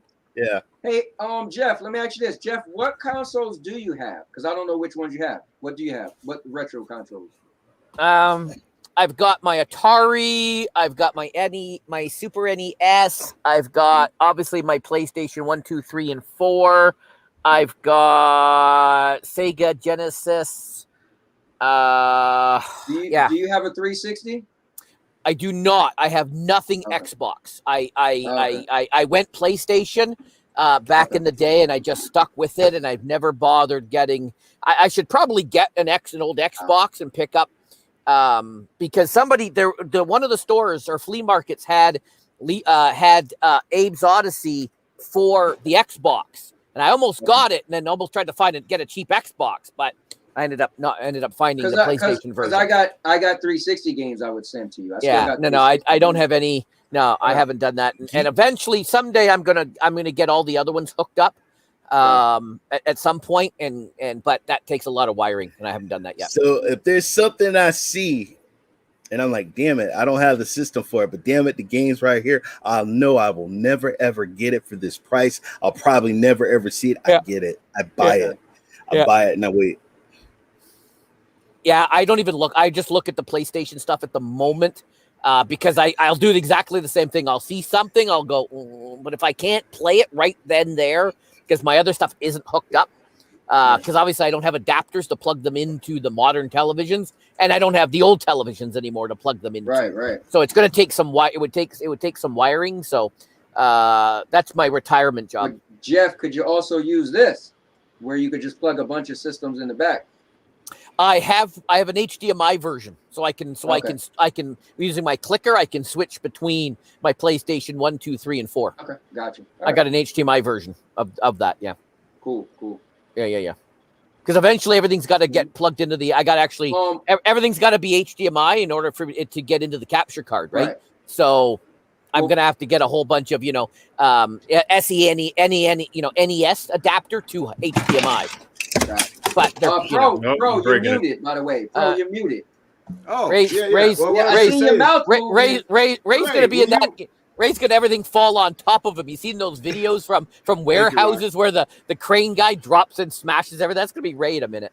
Shut up. Hey Ray, you What? got that Atari Jaguar. What games did you have for it? I know you hooked it up and played it. Dude, but I got probably one of the best games ever, and that was Alien versus Predator. Yeah, man. absolutely. You know, and then shout out to John Scar. He gave me a game called oh my god, something Cybermorph. Yeah. Yep, Hey, that was a good one. Jeff, you like Disney? Who doesn't like like Dis- Disney? Who doesn't like Okay, Disney? well here, look. Here's a thing of all evil characters. Oh, wow. Nice. That's nice. pretty cool. I like the evil characters. You know, I don't even know what. Guess what? It was $1. Nice. So I picked it up. I said, someday, I don't know, but you'd be surprised of stuff that you find in these like video Well, game stores. One, We So, might- hey, we might- Jay, we jabbed you in here real quick, Ryzak, but how are you, sir? And what have you been playing lately, dude? Rocket League. Yeah, I actually was Really? playing some Rocket League yesterday. Yeah. No. So Is that lately, I retro? guess is that retro? it's been out since 2016. So Oh, maybe parts of it. Maybe if you played the original, which was what Supersonic Acrobatic listen. rocket My powered nephew- cars. And I used to always try to say it fast. Supersonic acrobatic rocket power battle cars. Yeah, there That's you go. what it is. That was the original. That was the We original. played the hell out of that game to the point where we would say, "Who could say it the fastest?" Yeah. Yes, that was. Yes. Yeah, so maybe that's retro because that was like 2008. So it's Ooh, funny wow. to say anything in the 2000s is retro. Yeah, I Yeah, know. it's Well, it just seems like you blink real hard. Right. Like, oh, hey, it was 2000. Just No, I was playing a little bit of K's in the Wild Mass the other day. Trying to get my runs in for the Summer Community Championships. I currently sit fourth right now in time behind Gem. I feel like that's an accomplishment since Gem is like so you're You know. fourth right now. for this game, not total Right. overall. Gotcha. So how do you find out where you are for a specific game? So Jack you actually, or whoever was running the Summer Community Championship Twitter tweeted it out this morning to see if anybody wanted to do any more runs. So assuming I don't get called in on emergency, like I have been for the past 30 hours at work, I'm actually going to reach out to him at 7:00 tonight and try my K's run again because I've already eliminated 12 seconds off of Wait. that slingshot level. So we could do it again if we want. Because you know what? I was doing it wrong. So when I did it, I was like, man, my time's pretty fast. And I realized, oh, we're supposed to kill every enemy. Mhm. When I was calculating it, I was like, damn, I kept doing it and totally skipping the enemy. I Yeah. didn't know. So I think I'm gonna do that. I tried the Ascent on Game Pass the other day because I heard Rock talking about it. Yeah, I watched but Ray play it. I tried it on my phone, so it didn't do it justice. I don't believe. So I need to try it on the computer. And then last night I played Back for Blood. So You've been busy. I streamed Back for Blood last night. That is Left 4 Dead 2. Those are classic games in my opinion. So That's that zombie game you were playing, and I jumped in for a minute. Yep. That looked pretty cool, man. yeah, Squad yeah. So based. it was good. So And there's trying other- to play quite a bit. And there's other games you're not allowed to talk about. That's correct. Yes, I'm not allowed to talk about the other game. I've been playing a lot. So You and Ray, you know. you and Ray can't talk about it. No, not at all. That's kind of what I think that's kind of weird because all on Twitter they're It's all sitting, over the they're place. talking about it, Yeah. on their yeah. page, and we Yeah. can't say nothing, But I'm playing it. I I'm like it. I'm I not like gonna it. I'm not gonna tell you what I'm all talking about right now, but it's a lot of fun and it reminds me of old school Call of Duty. You don't know Yeah. what I'm talking about. You have no Yeah. idea what I'm talking about. Yeah. Can I ask you guys a question since you have me Listen. here as a guest? Will Yes, sir.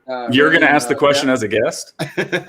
No, so I made my video and it's been a little controversial just because somebody got butthurt The about dual, it. But the dual sense, yes. yeah, let me ask you guys. So I think what's cool though, right? I don't feel like I was, I think what's cool is you can have a game, right? So let's look at next gen, right, versus the Xbox and the PlayStation. Now, Xbox always give a lot of credit, right, for having Game Pass, meaning it'll save you money because you could get a game that's on Game Pass, right?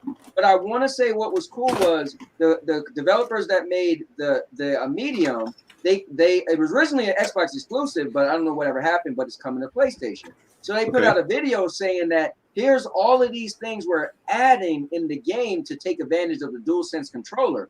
So yeah, I was trolling a little bit when I made the video, but to be honest, I was like, you know what? Everybody would say Game Pass is great, which I agree, right? Because it's allowed me to save money. But just as that is, you could take a game that was on a different platform like Xbox, right? And let's say you love the game, it was cool, but now you could play that game on a PlayStation 5 and have all these extra features, whether you call them gimmick or not, but there's still things that you could not get over there. So why Game Pass allowed you to, because I'm finally giving PlayStation 5 some credit, why Game Pass allows you to save money, but PlayStation 5 is allowing you to play a game that you played somewhere else, but experience it a little bit different. So how much weight does that hold to you guys? Well, it depends. If it turns out to be just a gimmick, not very much. But if it actually pushes gaming forward and becomes a standard, then, I don't know. Well, let me ask you this, guys, because this is Retro Rewind and not PS5. How would you play 007 without a Rumble Pack? Without a Rumble Pack. Oh, man. You just use the vibration in the controllers that you have now. No, he's saying back then. If you, he's saying back then. Oh, back then. Oh, I've emulated. I was trying to be slick on Ray. He was slick on me. I've emulated a whole bunch, and I tell you, some of the hardest stuff to emulate is GameCube, Nintendo 64, because the controllers are so weird. You can't just take a standard controller and plug this. It just doesn't work as well as having the actual hardware. So even if you emulate Nintendo 64 or GameCube, the people that like to play those and emulate them a lot will have the actual controller, because it's very hard to play certain Nintendo games without their controller inputs. I think it's hard to use a D-pad on most controllers anyway without it being a regular Nintendo controller. I don't know why the D-pad on the Nintendo controller is just different to me. I think I'm in the minority there. I said this before, but I'm glad to be able to say this on your show since it's retro. I actually went to a retro party probably about 5 years ago. So this guy I know everything is retro. He had a retro party. Hold on, let's be clear. You didn't put keys in a bowl. Okay, keep going. And remember, he did say guys. I don't know what that retro party is, but anyway, so people, you dressed up in older clothes, there was all the music that was played at the party was just older music. It was really cool, right? And I was like, oh my God, they got a Nintendo 64 and GoldenEye. And I was like, I gotta play this, right? Man, it messed up I can't say childhood because I was an adult, but I was holding that controller like, what the, dude, the 4 buttons on the side, that's yellow left, buttons, right, up, down. Yeah, that's how you move around. I was like, how did I even play this trash? I was like, it messed me up. I was like, oh man, everything I know and love just got threw out the window. I got so frustrated. I was like, dude, I can't even play this. I'm like, what? Yeah, that messed me up. So I wonder sometimes if we go back to see nostalgia, will we get a kick in the rear end? Like, dude, you came very far past that. Well, just think, man. I went from Super Mario All-Stars on Super Nintendo to Nintendo 64, and that Mario blew me, or Mario 64, that blew my mind. Yeah. Oh, yeah. Like, really, man, it did. It added all those buttons. It added the 3D joystick. Yeah. And yeah, I still hear ha, ha, ha, ha, in my dreams, man. Yeah. I still hear that. I loved Wave Race 64. Wave Race. I want to see Jeff dressed up as Mario. I think he could pull it off. Don't do that. Well, I think Jeff is definitely going to get canceled if he streams the Dukes of Hazzard in Daisy Dukes. I think that's going to. I would want Will to be Mario and Jeff to be Luigi. Hey, it's Mario. It's me. You got the voice. Mario. You're all right. And Ray could be a Goomba. Ray could be a Goomba, huh? I got a PS5. I love my DualShock. There's games that Yeah, is it a gimmick, Ray? Do the DualSense, the controller, is it just a spring and a damn vibration or something? What is it? It depends on the game, man. I've heard sound. I've heard sound come through. Whoa, I've heard sound. I've had, when I'm playing football and I'm running with my running back, and I can feel the tackles. Honestly, damn, is it a you must gimmick? Be playing an old Madden then. You shut your ass up. Really, honestly, it depends on the game. When you're playing a game and it actually does it add to it? Like, what I mean is it pushing it forward? Does it feel like this could be a standard for controllers going forward, or they're just going to do something else different later? I mean, honestly, dude, and I'm just being real. It's like it's just like my Xbox controller, man. Like I feel the motions in my hand, and I don't know. I was so wrong when I first picked up a 64 controller and it had that analog thumb, stick. I was like, oh, that's going nowhere. They're not gonna use that. Now there's 2 of them on every damn controller. I saw the video. I watched the video that he did with the medium and how he got excited by when they she took the bolt cutters and she was cutting open up something and you can hear this. Look, whoa, I can hear the sound and stuff like that. I used to feel like my VMU when I played with my Dreamcast and I could get the vibration and I could look at certain stuff on the screen. A lot of people say that was a gimmick, but you know what, though? You have a Switch, right? What's that? You have a Switch, right? Yes. What about those Joy-Cons in the? They're too damn small. Those are like for baby. First of all, let me tell you something. He got sausage fingers, man. Let me tell you something, man. I'm gonna keep it real. I hate the damn things, dude. They're small. They're for babies. I ain't got little baby hands, man. So when my daughter and my son, I would use the Pro controller. They would use those controllers. My hands, come on now. And the Pro, just to be clear, the Pro is a big controller. It's just like an Xbox controller kind of. Xbox design. But I will say this though, we keep forgetting. The PlayStation 4, you can hear sound. So that's already been done. PlayStation 4 controller does it. Remember when hey, Ray, Nintendo, you might remember this. Famicom, the Famicom, Zelda on the original Nintendo, it had a microphone on the Sega one. And you could scream or like it'd pick up your audio and it would kill everything on the screen. It was one of the first audio interactive things. This was a gimmick though. Like clear, you could fart and it would kill all the enemy. Like any sound. Your mom would yell for dinner and it'd kill everybody on the screen. So like, damn it. Ray, remember the game? It's coming to me. It was one of the first when PlayStation 4 came out. A lot of them came with this game. It was free actually. It was that spaceship game that was 2D and like you would blow stuff up and it would speak so much on the controller. It was called. It started with an R, I think, or something like that. But it came with the PlayStation 4. Like, that was But again, I guess to answer Pro's question, so when my nephew came over one time, I did a video about it using a controller. And that's why Doc Dart got mad at me because he said, you did a video and said that you wasn't impressed by it. I said, just because I said I wasn't impressed by it doesn't negate the fact that it is doing something that a game for another platform isn't doing, to be fair, right? So you could have had a game that came out on the Xbox, but now on PlayStation, they're utilizing their own home features. Now, whether to answer Pro's question, when I played Astro Boy because they said, like Dr. Spaceman told me, play Astro Boy, you'll really get to see what the DualSense is about, right? And I will say this.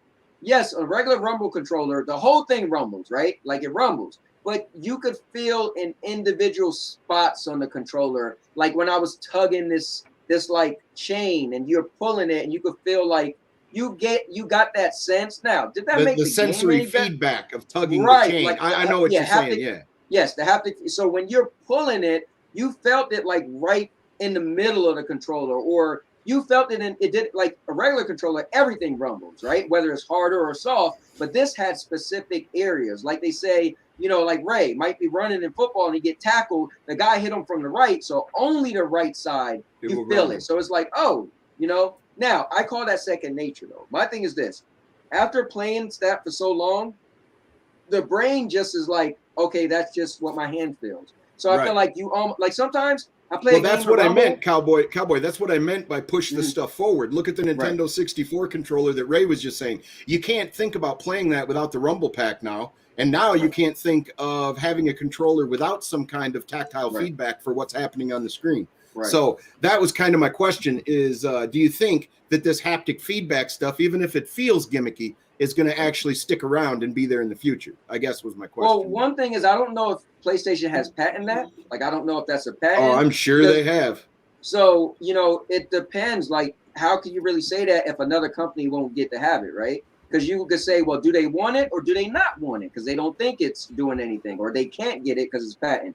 But I mean, I would have to play like Astro Boy, obviously, they care less, right? But I would have to play like a fighting game, or like imagine if, I don't know, when I punch with like my right hand and then I feel the vibration, like so I feel, and then my left hand, like they would have to. But again, I feel that's second nature. After a while, I'm just going to be playing a fighting game because my mind is more focused on beating my opponent. There's a hell of a lot of variables, including, is the corporation that made the device the only one supporting it? Like if Nintendo makes just certain Nintendo games and they're going to make sure it has those features, but no other publisher does, that affects it as well. So there's a whole lot to it. I thought a real cool thing, I think it was with my Xbox 360 when I was playing Madden, they had a game that you could actually call plays on the microphone and do stuff, and you can say certain stuff, and all the players would interact with your voice by calling stuff because of the kinetic.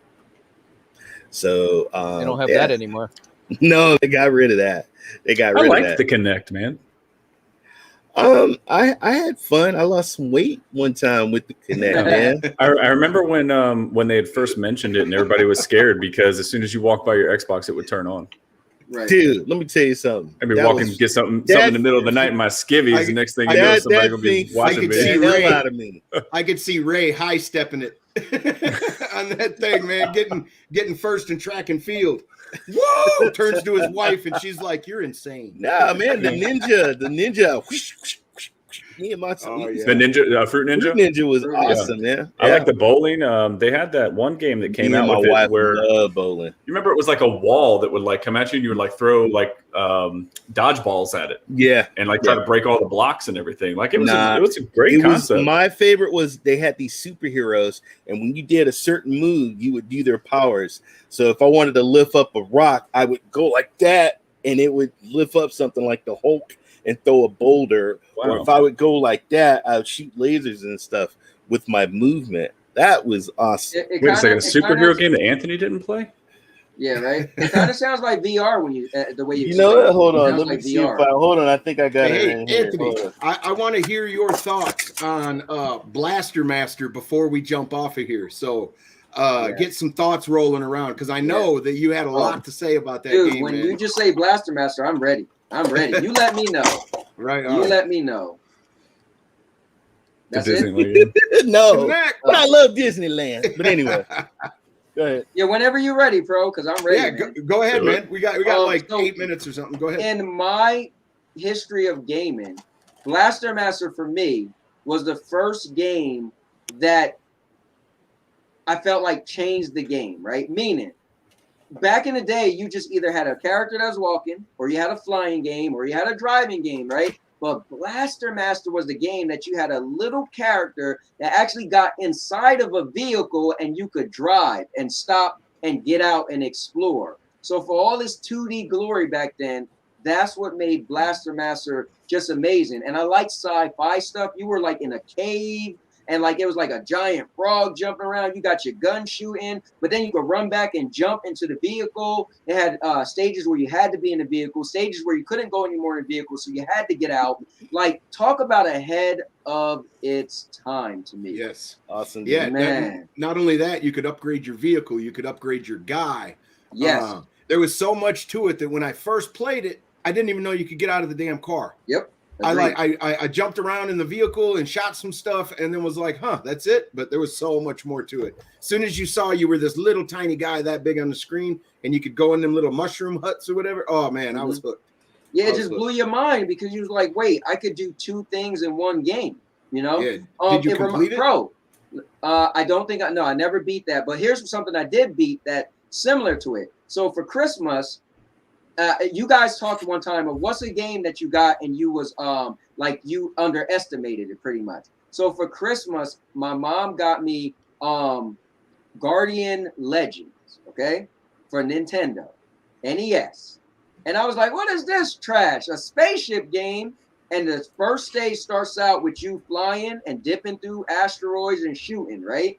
And I'm like, and it was hard and we kept dying, me and my brother, and I'm like so disappointed. I never asked for this game. What is this? And when you get to the next level, your ship turns to a little dude. And I'm like, wait, what? and then you could Yeah. walk around as a guy, and it was like a RPG, leveling up. But then you had missions where you was back to the ship. I was like, dude, because back in the day, you played a game that was one game, right? Like you played RC Pro-Am. You just were driving the whole time. You didn't get two things, and it was so epic. And that game I did beat. Hey, it's blue balls. Yeah, is this the game? This is the game. Yeah. Keep going. You'll get to. That's what the game kind of looked like. You running around shooting enemies, right? Look like a Zelda type thing or whatever. But then you get in a ship like Blaster Master kind of. Yes. Yeah. Flying though. You was flying. Whereas Blaster Master, you was driving. So you had to get past the first level or whatever to see the ship, huh? No, the first level was flying. Was the first ship? level was Okay. a ship. I like too on that last screen you were on. You could shoot diagonal, not just up or left or right or down. Yeah. Oh, do you know how hard that was to code that in 8 Oh, bit? I bet. In Oh, 8 bit man. code and diagonal? Yeah. So you see how it looked like he got little things on his back because he transfers it to the ship. Dude, Jeff, that since looks you know about so since awesome. you know about coding, Jeff, why don't you tell us that this stuff isn't easy, man? That we see on the screen and that we complain about, the shit ain't easy, is it? Well, It is bro, not. as he's explaining, try to find a part with the ship. There we go. There it is. Oh, there you go. Yep. Dude, Yeah, that's just, like Gradius or Life Force a little bit. just so you know, guys, back in the day, there was a show called Robotech, and they had a ship that could go into robot mode, guardian mode. I had a Robotech collection, man. I used to love those ships. Me too. Yeah, this looks Guys. fun, man. I'll have to check this one out. It's in hairy eye. What the hell is that thing, man? I don't know, buddy. I'm not gonna touch that one. Somebody, It's a one-eye Willie. it's a syphilitic nut. That's what it looks like. Yeah, but back in the day, all the ships looked the same. Space Invaders and this game, they're all just triangle. You know, they're all just, you know, right? Well, they all look took same. the X-wing, right? They all have that X-wing look. Gradius was the best ship, man. Let me see if I can get some for you guys before I get out of here. That's what I said. The first game I ever played was Zaxxon on the ColecoVision. It was the same thing. That nice. was my game. That was a good game. Good shot. Good shot. My favorite arcade game, Sinistar. It was the first game I played that had like an actual voice. He used to say, "Run, coward, run, run," in the arcade. Oh man. Tell me you guys remember Sinistar, please, somebody. Oh, This no. isn't, dude. Now, guess what I'm gonna do when I get up? I gotta look up this game, man. Yeah, it looks cool, don't it, Ray? It was great. Yeah, I mean, Jeff don't. I don't like you guys playing emulators, but I probably have this on one of my emulators. I bet, yeah, because you got the what is it? The original Xbox modded out. Yep. That's fantastic, man. I would love to have one of those to do all the Neo Geo titles. I get a few of them, but I'd like to have the whole damn collection. Metal Slug. I just want to say, I think Jeff is the coolest guy. Well, then I buy know. yourself a Do you Neo know Geo many people that could just console. rock out a show from their car like that. Just look, No he looks so doubt. comfortable. I mean, He well, got he's his arm home. on He the lives the there. headrest. He lives Like, there, Ryzak. Man, home. he's just chilling. Of course, he's comfortable. I Just chilling. recline the seat back. Don't recline back too far now. We don't want to see no tennis balls. Ah, Oh, that would be horrible. Oh Well, when man, the show just got really good. I wonder why. it certainly did. A little spicy. Spicy. Oh, never mind. He's back. What the hell's he doing? I don't know if he's. I'm gonna pull my whistle out if he's pulling his pants down. He's practicing his peeping Tom. He's like, I was wearing underwear. They're green. You see him. No, hey, shut up. I mean, his Nomad collection is pretty. The TurboGrafx man. 16 and the Nomad collection is. I wasn't able to got listen some to you respect. guys. I got some retro respect for him now, man. Yeah, I got to give him Like props, man. And Yeah. he likes that Nomad so much. He's got a carrying kit for it, man. Even Yeah. to this day, all put away. Yeah. That's impressive. yeah. Well, we'll never know, G-Mill. G-Mill, you know what? episode's coming up, dude. Yeah. No comment. I think that just made him not eligible for our show. Where the hell did he go? You know, He's not even gonna get a shout out. I what know, the hell right? is he doing? He's probably about to pop up in the back window of Jeff's car. Well, I keep just looking saw- back there. What the hell is he pulling out? You're gonna turn up like that. The stripper pole. Maybe he's getting his weights. Maybe he's gonna do some crunches for us. Man, Here he goes. Retro if he can hang crunches. upside down. Hey, somebody tell him he's got something white hanging from his chin. Sorry, guys. I was trying to find something, and I got my closet right behind me. I was like, you know what? Let me grab that real quick. So you were in the closet, and then about- you came out of the closet. We're about to shut the show down, so I'm going to flip it to you on full screen. You go ahead and share. Well, and then you got give your- something hanging from your chin, bro. You and need then to give pull yourself it. a shout out. There you go. So this is backwards fat compatible. PS3. Yes, the very first one. The best Nice. one. Yes, I Yes, have that. The best one. Still Who doesn't plays. have 2 of those at home? Exactly. No. Because still, remember the very first ones. It was a 60 gig version, and then they got rid of. They got rid of them, or they start bringing out the other ones that wasn't backwards compatible. But yeah, what I was trying to find. is That's my what you went to holy- find? What was your holy not at grail? all. What What I you was- got? What I was trying to find, and which is a little scary because I couldn't find it, and I'm like, where the hell did I put it at? Guys, I have a box that I'm saving for retirement because a friend of mine is like, dude, what you need to do is just save that for retirement. And I was like, what? My son was like, give it to me and I give it to my kids. And my friend said, bro, when you're ready to retire, so I have a box with about 50 G1 Transformers. Oh wow! I got Megatron. The box is a little Wow. beat up. wow. I got Optimus, Clip, you name about 50 G1s. I was gonna pull that out and pull out Astro Train and all of them. And I'm telling you, as I was looking, I'm like, damn, where the hell is it? It might be on the top. He's been a popular Anyway. boy today. bro. Hey, I got to tell you this because I love you, bro. But when you went to the closet, you got something white hanging off your chin. It's been on the show for half the show. There you go. Yeah. No, I think this Oh, is no. just my gray hair, man. It's just called age. Yeah, What? it's called age. God Yeah. damn it! I thought there was I got- a white lint ball or No, something. I got a little bit of gray just happened to come right in my little spot. I'm like, damn, man. Ain't nothing wrong with gray. It Wouldn't- shows mature. I'm ready to see the two of y'all go head to head now that I know what both of y'all look like in full body view. You and Ray. gotta- You want to see a backyard wrestling match? I do. know what? I do. You know what? You know what? Let me tell you something, man. You might just see me and him with your mama, so you might want to be that's quiet. right. All right, Yeah. you might want to be quiet. Exactly. Hey Ray, It really hurt your That was feelings. the the first last mama thing the joke world- of the night, and it You came know- out great. You know what's I'm gonna be just saying. crazy is that my mom's gonna be standing there with her arms on top of both of their heads, like, "Come on, boys, let's go." Hey, listen. Yeah. You know what's cool about your mom, Ryzak, being that tall is I don't even have to. All right. Yeah, But you know, Razak's 6'4", y'all. This guy's a giant. Yeah, she we looks just found down at that your out. hey He be Hey, looking hey. down at me and cowboy. She looks down at the top of your head and she's like, "Hey, since you're down there, Yep. And I said, don't worry, I got you. Here's the thing. I always said this. Hey, Ray, tell him. I always said, last thing y'all want is me and Ray on the same side. Yeah, that's true. Don't do yeah, it. we would. Get We the would. cowboy and the cyborg on the that's, same that's why I side. had to wear my bling today, man, just Yeah. in case." All right, cowboy, give yourself a shout out, man, and then we'll hit Ryzak and go around back to me. Definitely. I just want to say, guys, thank you for having me on. Will, I know personally how important this show is to you. And I also want to apologize because I slowed this progression of the show up at one point in time. But I think everything has a great story, and it's cool to see where it's at. And it's cool to see that you push so hard to for your vision to come to life. So I just want to personally say I'm so happy to see the show and what it is. And just even the logo, 2 R's, retro. It's just, dude, this is epic, man. And I'm just personally want to say I'm happy to be on the show as a guest. But yeah, guys, you could catch me throughout the week. I'm everywhere, man. I got like 8 million shows, but just go to my channel and Now Your Mama Knows, and go to Twitter because I tweet out everything I do. Just start typing in Now Your Mama Knows @ and you'll find me. That's it. Nice. Did we lose William? Is he gone? No. No, dude, he's there. He's right there, You No, sure? but he's not moving. bro. Bro, he's okay. Hey, pro. bro.